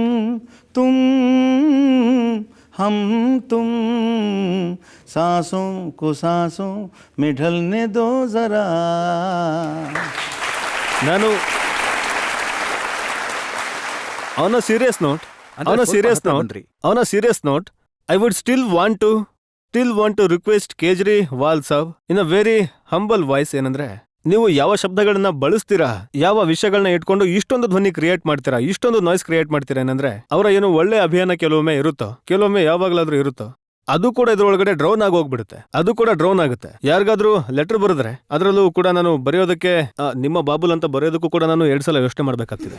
ಏನಂದ್ರೆ ಒಂದ್ ವೇಳೆ ಬರೆದ್ರೆ ಅಂಕಲ್ ಜಿ ಪಾಜಿ ನಮಸ್ಕಾರ, ನಾನ್ ನಿಮಗೆ ಪತ್ರ ಬರಿತಾ ಇದ್ದೀನಿ, ನಿಮ್ಮ ಬಾಬುಲ್ ಇದು, ಅಥವಾ ನಿಮಗೋಸ್ಕರ ನಾನು ಕೆಲಸ ಮಾಡ್ತಿದ್ದೀನಿ, ಇದನ್ನ ಹೇಳೋದಕ್ಕೂ ಭಯ ಆಗುತ್ತೆ. ಹಾಗಾಗಿ ಅದಕ್ಕೋಸ್ಕರ ನಾನು ಅನ್ಕೋತೀನಿ ಏನಂದ್ರೆ ಅದೇನೇ ಯಾವ್ದೋ ನಾನು ನಿಮಗೆ ಮುಂಚೆ ಹೇಳಿದ್ನಲ್ಲ, ಏನಂದ್ರೆ joke is a very serious thing. ಸಾಕಷ್ಟು ಸಲ ಏನು ಮುಖ್ಯವಾದ ವಿಷಯ ಇದೆಯಲ್ಲ, ನೀವು ಸ್ವಲ್ಪ ಮುಗುಳ್ನಗೆ ಜೊತೆಗೆ ಅದನ್ನ ನೀವು ಹೇಳ್ಬಿಡಿ, ಆಗ ಜನರ ಮನಸ್ಸಿನ ಮೇಲೆ ಜಾಸ್ತಿ ಪ್ರಭಾವ ಬೀರುತ್ತೆ. ಬದಲಾಗಿ ನೀವು ಕಿರ್ಚಾಡಿ ಮತ್ತೆ ಅವ್ರಿಗೆ ಬೇಯೋದಕ್ಕಿಂತ ನಾನು ನನ್ನ ಮಗಳ ಜೊತೆ ಇದನ್ನ ಟ್ರೈ ಮಾಡಿ ನೋಡಿದ್ದೀನಿ. It really walks. ಇನ್ನೊಂದು ಬ್ರೇಕ್ ತಗೊಳ್ಳೋಣ. ಮತ್ತೆ ಬ್ರೇಕ್ನ ನಂತರ ಆಪ್ಕೆ ಅದಾಲತ್ನಲ್ಲಿ ಬಾಬುಲ್ ಸುಪ್ರಿಯೋ ಅವರ ಮೇಲೆ ಆರೋಪಗಳು ಮತ್ತೆ ಪ್ರಶ್ನೆಗಳ ಇನ್ನೊಂದು ಸುತ್ತು. ಈಗ ರಾಹುಲ್ ಗಾಂಧಿ ಕೂಡ ಹೇಳ್ತಾ ಇದ್ದಾರೆ ಅವರಿಗೆ ಮಾತಾಡಕ್ ಬಿಡಲ್ಲ ಪಾರ್ಲಿಮೆಂಟ್ ಅಲ್ಲಿ ಬಿಜೆಪಿ ಅವರು ಅಂತ. ರಾಹುಲ್ ಗಾಂಧಿ ಎಷ್ಟು ಜಾಸ್ತಿ ಮಾತಾಡ್ತಾರೋ ನಮಗೆ ಅಷ್ಟೊಂದು ಲಾಭ ಇದೆ ಸರ್. ನೀವು ಯಾಕೆ ಈ ಥರ ಮಾತಾಡ್ತಾ ಇದ್ದೀರಾ? ಹಾಗೆ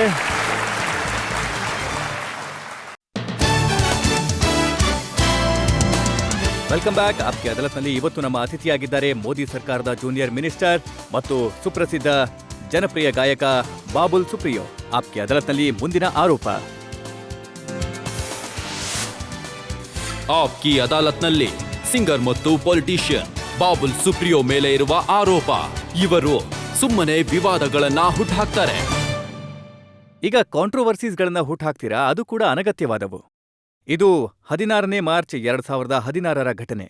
ನೀವು ನಿಮ್ಮ ಆಫೀಸ್ಗೆ ಹೋಗ್ತಿದ್ರಿ, ಮತ್ತೆ ಗಾರ್ಡ್ ನಿಮ್ಮನ್ನ ಗುರ್ತಿಸ್ಲಿಲ್ಲ, ನಿಮ್ಮ ಐ ಕಾರ್ಡ್ ಕೇಳ್ಬಿಟ್ಟ. ಆಗ ನೀವು ಇಲ್ಲ, ಅದಕ್ಕೋಸ್ಕರ ಕಾಂಟ್ರವರ್ಸಿ ಆಗಿರ್ಲಿಲ್ಲ. ಒಂದ್ ವೇಳೆ ಕಾಂಟ್ರವರ್ಸಿ ಕ್ರಿಯೇಟ್ ಆಯ್ತು ಅಂದ್ರೆ it is not a good thing for me, it is a not good thing for any minister of our government. ಹಾಗಾಗಿ ಆ ಕಾಂಟ್ರವರ್ಸಿ ಬಂತು, ಹೋಯ್ತು. At the end of the day it left me embarrassed. ಒಂದು ಹೋಯ್ತು, ಇನ್ನೊಂದು ಬಂತು. ನಾವು ನಿಮ್ಮನ್ನ ನೋಡ್ತಿದ್ವಿ, ನೀವು ತೃಣಮೂಲ ಕಾಂಗ್ರೆಸ್ ವ್ಯಕ್ತಿಗಳ ಹಿಂದೆ ಓಡ್ತಿದ್ರಿ. 400 ಮೀಟರ್ವರೆಗೂ ಓಡ್ತಿದ್ದೀರಾ ಅವ್ರ ಹಿಂದೆ. ಅದರದ್ದು ಕೂಡ ನಾನು ನಿಮಗೆ ಹೇಳ್ತೀನಿ. ನಾನು ವೋಟ್ ಹಾಕಕ್ ಹೋಗಿದ್ದೆ ಜೋಡಾ ಶಾಖೋ ಅಲ್ಲಿ ನನ್ನ ಮಮ್ಮಿ ಡ್ಯಾಡಿ ಜೊತೆ. ಮಧ್ಯಾಹ್ನ 4 ಗಂಟೆ ಆಗಿತ್ತು. ತುಂಬಾ ಶಾಂತಿಯಿಂದ ಕುರ್ತಾ ಪೈಜಾಮ ಹಾಕೊಂಡು ಮಧ್ಯಾಹ್ನಕ್ಕೆ ಮಮ್ಮಿ ತುಂಬಾ ಹೈ ಕ್ಯಾಲರಿ ಬಂಗಾಳಿ ಊಟ ತಿನ್ಸಿದ್ರು. ಅದಾದ್ಮೇಲೆ ಮಮ್ಮಿ ಡ್ಯಾಡಿ ಜೊತೆ ನಾನು ವೋಟ್ ಹಾಕಕ್ ಹೋದೆ. ವೋಟ್ ಹಾಕಿದ್ಮೇಲೆ ಕೆಲವು ಜನ ನನ್ನ ಆಟೋಗ್ರಾಫ್ ಕೇಳ್ತಾ ಇದ್ರು, ಅದನ್ನು ಕೊಟ್ಟೆ ನಾನು. ಫೋಟೋಗ್ರಾಫ್ ತಗೊಂಡ್ರು, ಸೆಲ್ಫಿದು ತುಂಬಾ ಕಿರಿಕಿರಿ ಆಗ್ಬಿಡ್ತು. ಆಗ ನಾನು ಹೊರಗೆ ಬಂದೆ ಮೇನ್ ರೋಡ್ಗೆ. ಅಲ್ಲಿ ನೋಡ್ದೆ 4-5 ತೃಣಮೂಲ ಕಾಂಗ್ರೆಸ್ನ ವ್ಯಕ್ತಿಗಳು ಏನಿದಾರೋ ಅವರು ಕಿರ್ಚಾಡ್ತಾ ಇದ್ದಾರೆ. ಮತ್ತೆ ಏನ್ ಹೇಳ್ತಿದ್ದಾರೆ ಅಂದ್ರೆ, ನಾನು ನಕಲಿ ವೋಟರ್ ಆಗಿದ್ದೀನಿ ಅಂದ್ರೆ ನಾನು ಅಲ್ಲಿನ ವೋಟರೇ ಅಲ್ಲ ಅಂತ. ಮತ್ ನಾನು ಬೈ ಡಿಸೀಟ್ ನಾನು ಅಲ್ಲಿ ಬಲವಂತವಾಗಿ ವೋಟ್ ಹಾಕಿ ಬಂದಿದ್ದೀನಿ ಅಂತ. ಎರಡನೇ ವಿಷಯ ಏನಂದ್ರೆ, ನನ್ನ ನೋಡೋದಕ್ಕೆ ಇಷ್ಟೊಂದು ಜನ ಯಾಕೆ ಜನ ಸೆಲ್ಫಿ ತಗೋತಾ ಇದಾರೆ, ಯಾಕೆ ಜನ ಆಟೋಗ್ರಾಫ್ ತಗೋತಾ ಇದಾರೆ, ಇದಕ್ ನಾನು ಏನು ಉತ್ತರ ಕೊಡ್ಲಿ? ಯಾಕೆ ಜನ ನನ್ನ ನೋಡೋದಕ್ಕೆ ಬಾಲ್ಕನಿಯಲ್ಲಿ ನಿಂತಿದ್ದಾರೆ, ಅವ್ರು ಹೇಳ್ತಿದ್ದಾರೆ, ಇದಕ್ ನಾನು ಏನು ಉತ್ತರ ಕೊಡ್ಲಿ? ಮತ್ತೆ ಎರಡನೇ ವಿಷಯ, ನಾನು ನಕಲಿ ವೋಟರ್ ಅಂತೂ ಅಲ್ವೇ ಅಲ್ಲ, ಮತ್ ನಾನು ಫ್ರಾಡ್ ವೋಟರ್ ಅಂತೂ ಅಲ್ವೇ ಅಲ್ಲ. ನಾನು ಅವ್ರ ಹತ್ರ ನಡ್ಕೊಂಡು ಹೋದೆ. ನಾನು ಹೇಳಿದೆ, ಇಲ್ಲಿ ನೋಡಿ ನಾನು ವೋಟ್ ಹಾಕಿದ್ದೀನಿ, ಇದರ ಗುರುತು ಕೂಡ ಇದೆ, ನಾನು ಇಲ್ಲಿನ ವೋಟರೇ, ಮತ್ ನಾನು ಮಮ್ಮಿ ಡ್ಯಾಡಿ ಜೊತೆ ವೋಟ್ ಹಾಕಕ್ ಬಂದಿದ್ದೀನಿ, ನೀವ್ಯಾಕೆ ನನ್ನ ಬೈತಾ ಇದ್ದೀರಾ? ಆಗ ಅಷ್ಟರಲ್ಲಿ ಯಾವಾಗ ಇನ್ನೂ ಜನ ಸೇರ್ಕೊಂಡ್ರು. ಮತ್ತೆ ಬೆಂಗಾಲ್ನಲ್ಲಿ ಒಂದು ಟ್ರೆಡಿಷನ್ ಇದೆ, ಏನಂದ್ರೆ ಯಾವಾಗ ಯಾರಾದ್ರೂ ಪೊಲಿಟಿಕಲ್ ಪಾರ್ಟಿ ವ್ಯಕ್ತಿಗಳು ವೋಟ್ ಹಾಕಕ್ ಹೋಗ್ತಾರೋ ಅವ್ರನ್ನ ಹ್ಯಾಕಲ್ ಮಾಡ್ತಾರೆ. ಹ್ಯಾಕಲ್ ವರ್ಡ್ ನಿಮಗೆ ಕೇಳೋಕ್ ತುಂಬಾ ಸಿಗುತ್ತೆ. ಹಾಗಾಗಿ ನನ್ನ ಹ್ಯಾಕಲ್ ಮಾಡೋದಕ್ಕೆ ಅವರೆಲ್ಲ ರೆಡಿ ಇದ್ರು. ಆಗ ತುಂಬಾ ತೃಣಮೂಲದ ಕಡೆಯವರು ಬಂದ್ಬಿಟ್ರು, ಎಲ್ರು ಕಿರ್ಚಾಡಕ್ ಶುರು ಮಾಡಿದ್ರು. They were trying to provoke me. ಅದ್ರಲ್ಲಿ ನನಗೆ ಗೊತ್ತಾಯ್ತು ಏನಂದ್ರೆ, ಯಾವ ಹುಡುಗ ಎಲ್ಲದಕ್ಕಿಂತ ಜಾಸ್ತಿ ಕಿರ್ಚಾಡ್ತಾ ಇದ್ನೋ ಮತ್ತೆ ಅದೆಲ್ಲ ಮಾಡ್ತಾ ಇದ್ನೋ, ಹಿ ವಾಸ್ ಡ್ರಂಕ್. ಆಗ ನಾನು ಹೇಳಿದೆ ಏನಂದ್ರೆ, ನೋಡಿ ನೀವು ಸ್ವಲ್ಪ ಏನೋ ಕುಡ್ದಿದ್ದೀರಾ ಅನ್ಸುತ್ತೆ. ಆಗ ನಾನು ಪೊಲೀಸ್ಗೆ ಹೇಳಿದೆ ಏನಂದ್ರೆ, ಇವ್ರದ್ದು ಬ್ರೆತ್ ಅನಲೈಸರ್ ಟೆಸ್ಟ್ ಆಗ್ಬೇಕು ಅಂತ. ಯಾಕಂದ್ರೆ ಇವನು ಇಷ್ಟೊಂದು ಹತ್ರ ಹೇಗ್ ಬಂದ್ಬಿಟ್ಟ ಅಂತ. ಈಗ ಕೋಲ್ಕತ್ತಲ್ಲಿ ನಿಮ್ಗೆ ಗೊತ್ತೇ ಇದೆ, ದೀದಿ ಏನ್ ಇಷ್ಟಪಡ್ತಾರೋ ಪೊಲೀಸ್ ಅದನ್ನೇ ಮಾಡ್ತಾರೆ ಅಂತ.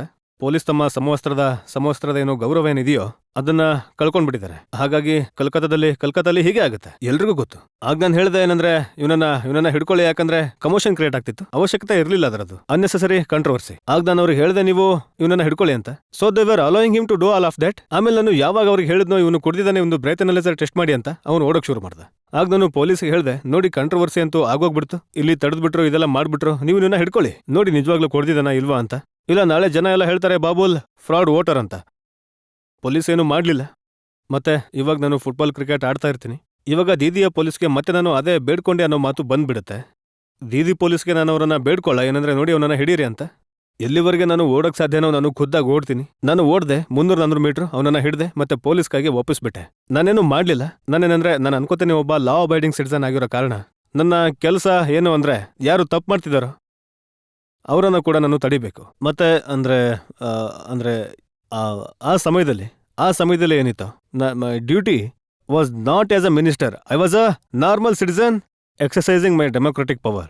ಆ ಟೈಮ್ನಲ್ಲಿ ಈ ಟೈಪ್ನ ಅನ್ನೆಸೆಸರಿ ಕಾಂಟ್ರವರ್ಸಿ ಒಂದ್ ವೇಳೆ ಯಾರಾದ್ರೂ ಕ್ರಿಯೇಟ್ ಮಾಡೋಕೆ ಇಷ್ಟಪಡ್ತಾರೆ ಅಂದ್ರೆ, ಆಗ ನನಗೆ ಅಲ್ಲಿ ಬೇರೆ ಕಾಂಟ್ರವರ್ಸಿಗೆ ಯಾವುದೇ ಭಯ ಇಲ್ಲ. ನಾನು ಒಂದ್ ವೇಳೆ ಅದು ಮಾಡ್ದೆ ಅಂದ್ರೆ ನಾನು ಸರಿಯಾಗಿ ಮಾಡ್ದೆ, ನಾನು ಮುಂದೆನೂ ಮಾಡ್ತೀನಿ. ಯಾರಾದ್ರೂ ತೃಣಮೂಲ ಕಾಂಗ್ರೆಸ್ನವನು ಈ ತರ ಅನ್ಕೂತ್ ಬಿಹೇವಿಯರ್ ಮಾಡ್ತಾನೆ ಅಂದ್ರೆ ನಾನು ನನ್ನ ಖುದ್ದಾಗಿಡ್ದು ಪೊಲೀಸ್ಗಾಗಿ ಒಪ್ಪಿಸ್ಬಿಡ್ತೀನಿ. ತೃಣಮೂಲದವರಂತೂ ಪಾರ್ಲಿಮೆಂಟಲ್ಲೂ ದೂರು ಕೊಡ್ತಾರೆ. ಕಲ್ಯಾಣ್ ಬ್ಯಾನರ್ಜಿ ಹೇಳ್ತಾರೆ, ನೀವು ಅವರಿಗೆ ಮಾತಾಡಕ್ಕೆ ಬಿಡಲ್ಲ ಅಂತ. ಚೇಷ್ಟೆ ಮಾಡ್ತೀರಾ? ಯಾವತ್ತಾದ್ರೂ ಆತರ ಆಗಿದ್ಯಾ? ಇಲ್ಲ ಆತರ ಯಾವತ್ತೂ ಆಗಿಲ್ಲ. ಇಲ್ಲ ಅರೆ ನೋಡಿ, ಇವಾಗ ಜೀವನದಲ್ಲಿ ಸಾಕಷ್ಟು ಬಾರಿ ನೀವು ಫುಟ್ಬಾಲ್ನಲ್ಲಿ ಇದರಲ್ಲಿ ರೆಡ್ ಕಾರ್ಡ್ ಸಿಚುವೇಶನ್ ಆಗುತ್ತೆ. ಈಗ ವರ್ಲ್ಡ್ ಕಪ್ ಫೈನಲ್ನಲ್ಲಿ ಜಿನೇದಿನ್ ಜಿಡಾನ್ ಮಾರ್ಕೋ ಮೆಟಾರೆಸ್ಗೆ ಹೆಡ್ ಬ್ಯಾಟ್ ಮಾಡಿದ್ರು, ಅದಕ್ಕೋಸ್ಕರ ಅವ್ರಿಗೆ ಫೈನಲ್ನಲ್ಲಿ ರೆಡ್ ಕಾರ್ಡ್ ಸಿಕ್ತು. ಹಾಗಾಗಿ ನಾನು ಕೂಡ ಒಬ್ಬ ಮನುಷ್ಯ, ನನ್ನ ಜೀವನದಲ್ಲಿ ಸಾಕಷ್ಟು ರೆಡ್ ಕಾರ್ಡ್ ಸಿಚುವೇಶನ್ ಬರ್ತವೆ. ಮತ್ತೆ ಕಲ್ಯಾಣ್ ಬ್ಯಾನರ್ಜಿ ಜೊತೆ ಖಂಡಿತ ಮನಸ್ತಾಪ ಆಗಿತ್ತು. ಪೊಲಿಟಿಕ್ಸ್ ನಲ್ಲಿ ಆತರ ಆಗ್ತಾನೆ ಇರುತ್ತೆ. ಅವರು ಪತ್ರ ಬರ್ದಿದ್ರು, ನಾನು ಯಾರಿಗೆ ಪತ್ರ ಬರ್ದಿದ್ನೋ ಈಗ ನಾನು ಯಾರ ಹೆಸರನ್ನ ಹೇಳಕ್ ಇಷ್ಟಪಡಲ್ಲ. ನಾನು ಅವ್ರಿಗೆ ಹೇಳ್ದೇನಂದ್ರೆ, ನೋಡಿ ಇಬ್ರು ವ್ಯಕ್ತಿಗಳು ತಮ್ಮಲ್ಲೇ ಜಗಳ ಆಡ್ಕೊಂಡ್ರು ಅಂದ್ರೆ ಆಗ ಏನೇನೋ ಆಗಿರುತ್ತೆ, ಅದು ನಿಮಗೆ ಹೇಳಿ ಏನ್ ಲಾಭ ಆಗುತ್ತೆ, ಡೋಂಟ್ ವರಿ, ಅದನ್ನ ನಾನು ಖುದ್ದಾಗಿ ಬಗೆಹರಿಸ್ಕೋತೀನಿ ಅಂತ. ಹಾಗಾಗಿ ಅದು ರೆಡ್ ಕಾರ್ಡ್ ಸಿಚುವೇಶನ್ ಆಗಿತ್ತು. ಜವಾಬ್ದಾರಿ ನನ್ ಮೇಲೆ ಇತ್ತು, ಯಾಕಂದ್ರೆ ಅವರು ಸೀನಿಯರ್. ಮಾರನೇ ದಿನ ನಾನು ಅವರನ್ನ ಅದರಲ್ಲಿ ನೋಡ್ದೆ, ಸೆಂಟ್ರಲ್ ಹಾಲ್ ಅಲ್ಲಿ ನೋಡ್ದೆ. ನಾನು ಹಿಂದೆಯಿಂದ ಹೋಗಿ ಅವ್ರನ್ನ ಹಿಡ್ಕೊಂಡು ಎತ್ಬಿಟ್ಟೆ. ನಾನು ಹೇಳಿದೆ, ನಿನ್ನೆ ನೀವು ಏನೇನಂದ್ರಿ, ಮತ್ತೆ ನಾನು ಕೂಡ ಏನೇನಂದೆ. ಅದೇ ಸಮಯದಲ್ಲಿ 5 ನಿಮಿಷದಲ್ಲಿ ಸ್ನೇಹ ಆಗೋಗ್ಬಿಡ್ತು. ಮತ್ತೆ ಅಲ್ಲೇ ಕೂತ್ಕೊಂಡು ಅವ್ರ ಹತ್ರ ಹಾಡುಗಳನ್ನ ಕೇಳಿದ್ರು. ಹಾಗಾಗಿ ನಾನು ಅನ್ಕೋತೀನಿ ಏನಂದ್ರೆ, ತನ್ನ ಈಗೋಗೆ ಮತ್ತೆ ಈ ವಿಷಯನ ನೀವು ಮುಂದೆ ತಗೊಂಡ್ ಬರ್ಲಿಲ್ಲ ಅಂದ್ರೆ ಜಗಳ ಆಗ್ಲೇಬೇಕು, ಲೈಫಲ್ಲಿ ಕಾಂಟ್ರವರ್ಸಿಸ್ ಆಗ್ಲೇಬೇಕು. ಬಟ್ ಆ ಕಾಂಟ್ರವರ್ಸಿನ ನೀವು ಹೇಗೆ ಹ್ಯಾಂಡಲ್ ಮಾಡ್ತೀರಾ, ಅದನ್ನ ಹೇಗೆ ಬಗೆಹರಿಸ್ತೀರಾ, ಅದ್ರ ಮೇಲೆ ಲೈಫ್ ನ ಖುಷಿ ಡಿಪೆಂಡ್ ಆಗಿದೆ. ಈಗ ರಾಹುಲ್ ಗಾಂಧಿ ಕೂಡ ಹೇಳ್ತಾ ಇದ್ದಾರೆ ಏನಂದ್ರೆ, ಅವ್ರಿಗೆ ಮಾತಾಡಕ್ ಬಿಡಲ್ಲ ಪಾರ್ಲಿಮೆಂಟ್ ಅಲ್ಲಿ ಬಿಜೆಪಿ ಅವರು ಅಂತ. ಈಗ ರಾಹುಲ್ ಗಾಂಧಿ ಈ ತರ ಒಂದ್ ವೇಳೆ ಹೇಳ್ತಾರೆ ಅಂದ್ರೆ ತುಂಬಾ ತಪ್ಪು ಹೇಳ್ತಿದ್ದಾರೆ. ಯಾಕಂದ್ರೆ ಇದು ನಮ್ಮ ಇಂಟೆಲಿಜೆನ್ಸ್ ನ ಮೇಲೆ ದಾಳಿ ಆಗಿದೆ. ರಾಹುಲ್ ಗಾಂಧಿ ಎಷ್ಟು ಜಾಸ್ತಿ ಮಾತಾಡ್ತಾರೋ ನಮಗೆ ಅಷ್ಟು ಲಾಭ ಆಗುತ್ತೆ ಸರ್. ನೀವೇನ್ ಮಾತಾಡ್ತಿದ್ದೀರಾ ಸರ್? ಸ್ವಲ್ಪ ಚಪ್ಪಾಳೆ ಬರ್ಲಿ. ಬಾಬುಲ್, ನೀವು ಇಷ್ಟೊಂದು ಸಮಯ ಇಟ್ಕೊಂಡು ರಾಜಕೀಯ ಮಾಡ್ತಿದ್ದೀರಾ, ಮಂತ್ರಿ ಆಗಿದ್ದೀರಾ, ಲೋಕಸಭಾ ಚುನಾವಣೆ ಗೆದ್ದಿದ್ದೀರಾ. ನಿಮಗೆ ನಿಮ್ಮ ಸಿಂಗಿಂಗ್ನಲ್ಲಿ ಏನಾದ್ರೂ ಲಾಭ ಆಗಿದ್ಯಾ? ಯಾಕಂದ್ರೆ ಯಾವಾಗ ನೀವು ಸಿಂಗರ್ ಆಗಿದ್ರು, ಡುಯೆಟ್ ಹಾಡ್ತಿದ್ರು, ಪ್ರತಿ ಬಾರಿ ಯಾರು ನಿಮ್ಮ ಕೋ ಆರ್ಟಿಸ್ಟ್ ಇರ್ತಾರೋ, ಫಿಮೇಲ್ ಆರ್ಟಿಸ್ಟ್, ಅವರಿಗೆ ಪ್ರೈಸ್ ಸಿಕ್ತಿತ್ತು, ಅವರಿಗೆ ಅವಾರ್ಡ್ ಸಿಕ್ಕಿವೆ, ನ್ಯಾಷನಲ್ ಅವಾರ್ಡ್ ಕೂಡ ಸಿಕ್ಕಿದೆ. ಮತ್ತೆ ಫಿಲ್ಮ್ ಫೇರ್ ಅವಾರ್ಡ್ ಕೂಡ ಸಿಕ್ಕಿದೆ, ನಿಮ್ಗೇನೂ ಸಿಗಲಿಲ್ಲ. ನೀವು ತುಂಬಾ ಚೆನ್ನಾಗಿ ಅಧ್ಯಯನ ಮಾಡಿದ್ದೀರ. ಸಾಕಷ್ಟು ಒಳ್ಳೆ, ಹೌದು ಇದು ಸತ್ಯ. ಹಮ್ತುಮ್ಗೋಸ್ಕರ ಏನಿದೆ, ಯಾರು ನನ್ನ ಜೊತೆ ಡುಯೆಟ್ ಹಾಡಿದ್ದಾರೆ, ಅಲ್ಕಾಜಿ ಅವರಿಗೆ ಫಿಲ್ಮ್ ಫೇರ್ ಅವಾರ್ಡ್ ಸಿಕ್ಕಿದೆ. ಮತ್ತೆ 3-4 ವರ್ಷಗಳ ಮುಂಚೆ ಶ್ರೇಯಾ ಘೋಷಾಲ್ ಜೊತೆ ಬೆಂಗಾಳಿ ಫಿಲ್ಮ್ನಲ್ಲಿ ನಂದೊಂದು ಡುಯೆಟ್ ಇತ್ತು, ಫೆರಾರಿ ಮೋಹನ್. ಅದರಲ್ಲೂ ಕೂಡ ಫಿಮೇಲ್ ಸಿಂಗರ್ಗೆ ನ್ಯಾಷನಲ್ ಅವಾರ್ಡ್ ಸಿಕ್ತು, ನನಗೆ ಸಿಗ್ಲಿಲ್ಲ. ಬಹುಶಃ ನಾನು ಒಬ್ಬನೇ ಅಂತ ಸಿಂಗರ್ ಅನ್ಸುತ್ತೆ, ಗೊತ್ತಿಲ್ಲ ನೀವು ಹೇಗೆ ಓದ್ಕೊಂಡು ಅದನ್ನೆಲ್ಲ ಹೊರಗೆ ತೆಗೆದಿದ್ದೀರಾ ಅಂತ. ಆದ್ರೆ ನಾನು ಅನ್ಕೋತೀನಿ, ನಾನು ಯಾರ ಮೇಲೂ ಆರೋಪ ಮಾಡೋದಕ್ಕೆ ಇಷ್ಟಪಡೋದಿಲ್ಲ. ಆದ್ರೆ ನನಗೆ ಶಾರುಖ್ ಖಾನ್ ಸಾಬ್ ಅವರದ್ದು ಡೈಲಾಗ್ ಒಂದು ತುಂಬಾ ಚೆನ್ನಾಗಿ ಅನ್ಸುತ್ತೆ. ಏನಂದ್ರೆ ಪಿಕ್ಚರ್ ಅಭಿ ಬಾಕಿ ಹೇ ಮೇರೆ ದೋಸ್ತ್. ಮತ್ತೆ ಸಾಕಷ್ಟು ಬಾರಿ ಪಿಕ್ಚರ್ ಹೇ ಅಭಿ ಬಾಕಿ ಹೇ ಮೇರೆ ದೋಸ್ತ್. ಮತ್ತೆ ನೀವು ಕೂಡ ಒಪ್ಕೋತೀರಾ, ಸಾಕಷ್ಟು ಬಾರಿ ಯಾವಾಗ ಪಿಕ್ಚರ್ನ ಸೆಕೆಂಡ್ ಹಾಫ್ ಚೆನ್ನಾಗಿರುತ್ತೋ ಆಗ್ಲೇ ಪಿಕ್ಚರ್ ಹಿಟ್ ಆಗೋದು. ಹಾಗಾಗಿ ಮೊದಲನೇ ಹಾಫ್ನಲ್ಲಿ ಕರಿಯರ್ನ ಮೊದಲನೇ ಹಾಫ್ನಲ್ಲಿ ಇದು ನನ್ನ ಜೊತೆ ತುಂಬಾ ತುಂಬಾ ತುಂಬಾ ನನಗೆ ದುಃಖ ಆಗಿತ್ತು. ಆದ್ರೆ ಯು ನೆವರ್ ನೋ, ಸೆಕೆಂಡ್ ಹಾಫ್ನಲ್ಲಿ ಇದಕ್ಕಿಂತ ದೊಡ್ಡ ಸರ್ಪ್ರೈಸ್ ಇರ್ಬೋದು ನನ್ನ ಲೈಫ್ನಲ್ಲಿ.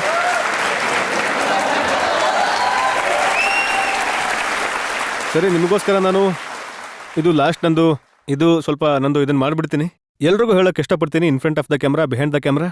कहना है आज तुमसे ये पहली बार हो, तुम ही तो लाई हो जीवन में मेरे प्यार प्यार प्यार. Thank you. ಬಾಬುಲ್, ನಾವು ನಿರೀಕ್ಷೆ ಮಾಡ್ತೀವಿ ಇನ್ನೂ ಹೆಚ್ಚು ಜನ ನಿಮ್ಮನ್ನ ಪ್ರೀತಿಸ್ಲಿ, ಇನ್ನೂ ಹೆಚ್ಚು ಪಾಪ್ಯುಲರ್ ಆಗಿ. ನಾವೊಂದು ಬ್ರೇಕ್ ತಗೊಳ್ಳೋಣ, ಮತ್ತೆ ಬ್ರೇಕ್ನ ನಂತರ ಕೇಳೋಣ ಆಪ್ಕೆ ಅದಾಲತ್ನಲ್ಲಿ ಇವತ್ತಿನ ಜಡ್ಜ್ ಜಯಂತ್ ಘೋಷಾಲ್ ಅವರ ತೀರ್ಪನ್ನ ಇವತ್ತಿನ ಮೊಕದ್ದಮೆ ಮೇಲೆ.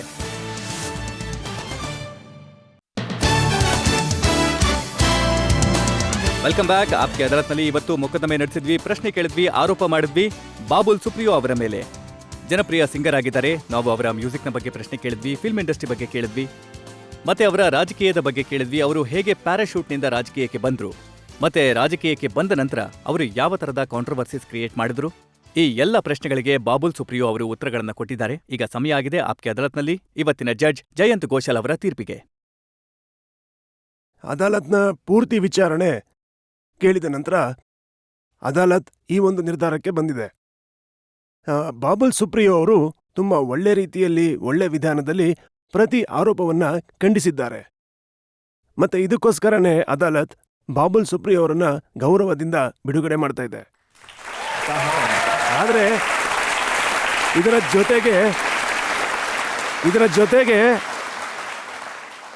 ಜೊತೆಗೆ ಒಂದು ಟಿಪ್ಪಣಿಯನ್ನ ನಾನು ಮಾಡೋದಕ್ಕೆ ಬಯಸ್ತೀನಿ. ಬಾಬುಲ್ ಸುಪ್ರಿಯೋ ಅವರು ಪ್ರೊಆಕ್ಟಿವ್ ಮಿನಿಸ್ಟರ್ ಆಗಿದ್ದಾರೆ, ಎಮೋಷನಲ್ ಇದ್ದಾರೆ, ತುಂಬಾ ಡಿಮೋಗಾಗಿ ಇದ್ದಾರೆ, ತುಂಬಾ ಒಳ್ಳೆ ಮಾತುಗಳನ್ನ ಆಡ್ತಾರೆ. ಆದ್ರೆ ಇವತ್ತಿಗೂ 2 ವರ್ಷಗಳ ನಂತರ ಕೂಡ ಸಿಂಗರ್ ಬಾಬುಲ್ ಸುಪ್ರಿಯೋ ಅನ್ನೋ ಏನು ಐಡೆಂಟಿಟಿ ಇದೆ, ರಾಜಕಾರಣಿ ಬಾಬುಲ್ ಸುಪ್ರಿಯೋ ಅವರ ಮೇಲೆ ಸಿಂಗರ್ ಬಾಬುಲ್ ಸುಪ್ರಿಯೋ ಡಾಮಿನೇಟ್ ಮಾಡ್ತಾ ಇದ್ದಾರೆ. ನಮಗೆ ಭರವಸೆ ಇದೆ, ಈಗ ರಾಜಕೀಯದ ಹೊಸ ಅಧ್ಯಾಯದಲ್ಲಿ ಇನ್ನೂ ಹೆಚ್ಚಿನ ಸೀರಿಯಸ್ನೆಸ್ನ ಜೊತೆ ಬಾಬುಲ್ ಸುಪ್ರಿಯೋ ಅವರು ಹೇಗೆ ಅವರು ಯಶಸ್ವಿ ಸಿಂಗರ್ ಆಗಿದ್ದಾರೋ, ಭವಿಷ್ಯದಲ್ಲಿ ನಾವು ಇನ್ನೂ ಯಶಸ್ವಿ ರಾಜಕಾರಣಿ ಬಾಬುಲ್ ಸುಪ್ರಿಯೋ ಅವರನ್ನ ನೋಡಬಹುದು ಅಂತ.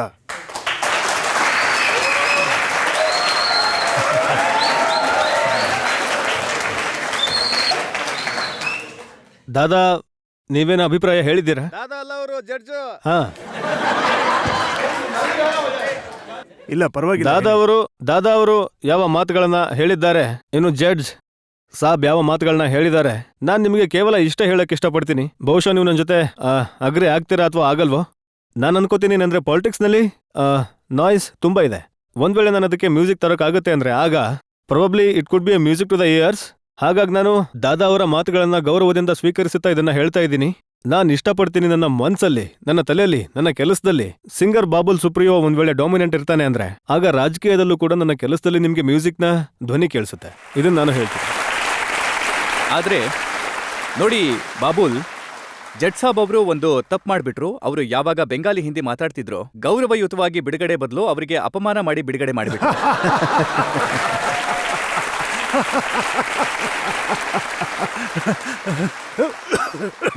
ನಾನು ಹೇಳ್ತೀನಿ, ಒಂದ್ ವೇಳೆ ಜಡ್ ಸಾಬ್ ಆತರ ಹೇಳಿದ್ದಾರೆ ಅಂದ್ರೆ ಅವರು ಇವ್ರನ್ನ ಲಾಕ್ ಮಾಡ್ಬಿಡಿ ಕಂಪ್ಯೂಟರ್ ಜಿಗೆ ನಾನು ರಿಕ್ವೆಸ್ಟ್ ಮಾಡ್ತೀನಿ ಏನಂದ್ರೆ ಇವ್ರನ್ನ ಲಾಕ್ ಮಾಡ್ಬಿಡಿ ಅಂತ.